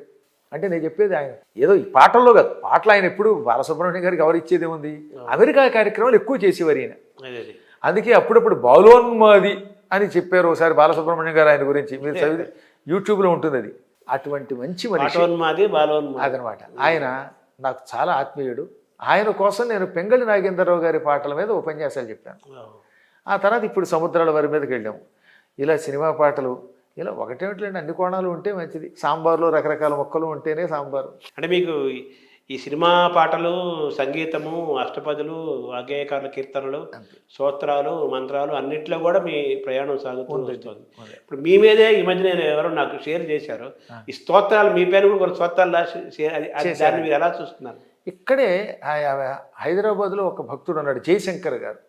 ఆయన పేరేంటి, అక్కిన ప్రెగడో అక్కా ప్రెగడో, అక్కిన ప్రెగడే అనుకుంటున్నాను నేను ఇంటి పేరు. వారి పేరు జయశంకర్ గారు. చాలా గొప్పవారు. అష్టోత్తర శతనామం రాశారు ఆయన. ఇంకా మా శిష్యుడు పాలడుగు శ్రీచరణ సంగతి చెప్పింది ఏముంది, ఆయన ఏక 108 పద్యాలు రాశాడు స్తోత్రాలు సంస్కృతంలో. పైగా ఈ మధ్యన ఇంకో శిష్యుడిని భరత శర్మని తయారు చేసాం, కుర్రాడు తిరుపతిలో ఉంటాడు. వాడి చేత కూడా శతావధానం చేయించినవి కాక నాతో జంటగా కూడా మొన్న 21వ శతావధానం బళ్ళారిలో మొన్న 21వ తారీఖు నాడు జరిగింది. అతను నా మీద కొన్ని పద్యాలు రాశాడు. కాబట్టి భక్తులు రాస్తారు, అది ప్రేమ వాళ్ళకి. అదే గురువు గారి తండ్రి లాంటి వాడు అనుకుని రాస్తూ ఉంటారు. అంతవరకే దాన్ని. అంటే మనం ఒక వ్యక్తి పైన ఇలా స్తోత్రాలు దేవతల పైన రాస్తారు కదా, అది దాని మీద రకరకాల విమర్శలు కూడా వస్తున్నాయి. అవే ఉందండి. అదే వాళ్ళ సంతోషం కోసం వాళ్ళు రాసుకున్నారు, భక్తులు రాసుకున్నారు. నాకు మీ మీద అభిమానం ఉంటే మీ మీలో ఉన్న గొప్ప గుణాలు రాస్తాం. అవి మనం పట్టింది. ఒకప్పుడు ప్రసాదరాయ కులపతి గారి మీద నేను అద్భుతంగా రాశాను. ఆయన మీద భక్తి ఉంటే మీరు సంతోషంగా స్వీకరిస్తారు. ఆయన మీద ద్వేషం ఉందనుకోండి తిట్టుకుంటారు. తిట్టుకునే వాళ్ళు పట్టించుకుంటే ఆయన అంత గొప్ప అడుగుతాడా? గొప్ప అయ్యాడు కాబట్టి తిట్టుకుంటా. అప్పుడు కృష్ణుడిని దుర్యోధనుడు తిట్టాడు, ఆయనకు నష్టమా? శిశుపాలుడు పశుపాలుడిని తిట్టాడు, ఆయనకు నష్టమా? పాండవులు పొగిడారు, ఆయనకి ఏమైనా కొత్తగా కలిసి వచ్చిందా? ఇవేమీ పట్టించుకోం కనుక మేము హాయిగా తపస్సు చేస్తాం. చిత్తప్రజ్ఞత అంతే. సో ప్రణవపీఠం ఇంకా ఎక్కడెక్కడ విస్తరించే ప్రణాళిక ఉంది? ప్రస్తుతం ప్రణవపీఠం ముందు ఏలూరులో స్థాపించాం. భాగ్యనగరంలో ఇక్కడ అంటే ఇక్కడ ఇంట్లో ఒక బ్రాంచ్ ఉన్నది. హిమాంశు నగర్ అని ఇక్కడ నాగోల్ దగ్గర ఒకటి ఉంది. హిమగిరి కాలనీయో హిమాంశు నగరం అంటారు, నాకు అడ్రస్లు కూడా తెలియదు. హిమగిరి అనుకుంటాను, నాగోలికి చాలా దగ్గరలో. అక్కడ ఒక అద్భుతమైన అరుణాచలేశ్వర లింగ ప్రతిష్ఠ చేసిన బ్రాంచ్ భాగ్యనగర్లో ఉంది. బెంగళూరులో బన్నేరుగట్ట రోడ్లో ఒకటి ఉన్నది బెంగళూరులో. దానిని పోచినపెద్ది సుబ్రహ్మణ్యం గారు, ఇంజనీర్ శివప్రసాద్ గారు, ప్రభాకర్ గారు వీళ్ళంతా నిర్వహిస్తున్నారు. ఇంకా కాశీలో ఉన్నది ఒక, కాశీలో చాలా దగ్గర, ఏది కరివెన సత్రానికి పక్కన. కరివెన సత్రం ఆ సెక్రటరీ గారు వేణుగోపాల్ గారు నాకు చాలా ఆత్మీయ శిష్యులు, డాక్టర్ గారు కర్నూలులో ఉంటారు. అక్కడ ప్రస్తుతం మధ్యలో వాళ్ళ చేత కూడా సహకారం తీసుకుంటున్నాం. ఇంకా కన్స్ట్రక్షన్లో ఉంది కనుక కాశీలో ఉన్నది. అమెరికాలో డాలస్లో మా శిష్యురాలు కృష్ణపద్మ గారు తన ఇంటినే శ్రీ సత్యశాశ్వత మిత్ర నిలయం, శ్రీవత్స నిలయం అనే పేరుతోటి ప్రణవపీఠానికి అంకితం చేసింది. అక్కడ కూడా ఈ మధ్యన ఒక 5 ఎకరాల స్థలం మా శిష్యులు సత్యనారాయణ గారు, నెక్కంటి రమేష్ గారు, ఈ కృష్ణపద్మ గారు వీళ్ళంతా కలిసి, కోడే జగదీష్ గారు ఆ డాలస్లో ఒక 5 ఎకరాల స్థలం తీసుకుంటారు. తయారైతే అక్కడ కూడా అద్భుతమైనటువంటి పీఠం డాలస్లో కొత్త తయారవుతుంది. అది కాక మేరీల్యాండ్లో తయారవుతుంది. శ్రీశైలము, హిమాలయాలు ఆ ప్రాంతాల్లో ఏమైనా ప్రస్తుతానికి ఇవే మాకున్నవి. తర్వాత ఇప్పుడు దీన్ని ఒక పీఠంగా ఇప్పుడు మనకు శృంగేరి, కంచి, కుత్తాళం అనే పీఠాలు ఉన్నాయి. దీన్ని కూడా ఆదిశంకరాచార్య పరంపరతో పీఠంగా చూడాలా, దీన్ని ఎలా చూడాలి? ప్రస్తుతానికి ఇది మా పీఠాన్ని రిజిస్ట్రేషన్ అవి చేసినటువంటివి అన్ని సంప్రదాయబద్ధమైనటువంటి పీఠమే. భవిష్యత్తులో దీన్ని పరంపర ఇప్పుడు అదే కదా చెప్పాంగా మేము. ఎందుకని నేను శృంగేరి పీఠ పరంపర వాడిని కదా, మహానుభావులు భారతీతీర్థ మహాస్వామి వారి యొక్క శిష్యులం మేము. కాబట్టి ఆ పరంపరలోనే సాగుతుంది. ఉత్తర పీఠాధిపతి నియామకము, దీని యొక్క పరంపర ఈ పీఠ ప్రణవపీఠం కూడా కొనసాగుతుంది. ఆ సన్యాసి పీఠములు వేరు, వీటిని ప్రస్తుతం మేము మా శిష్యులే నిర్వహిస్తున్నాం. భవిష్యత్తు అనేది నందోరాజా భవిష్యత్తు. నమస్కారం.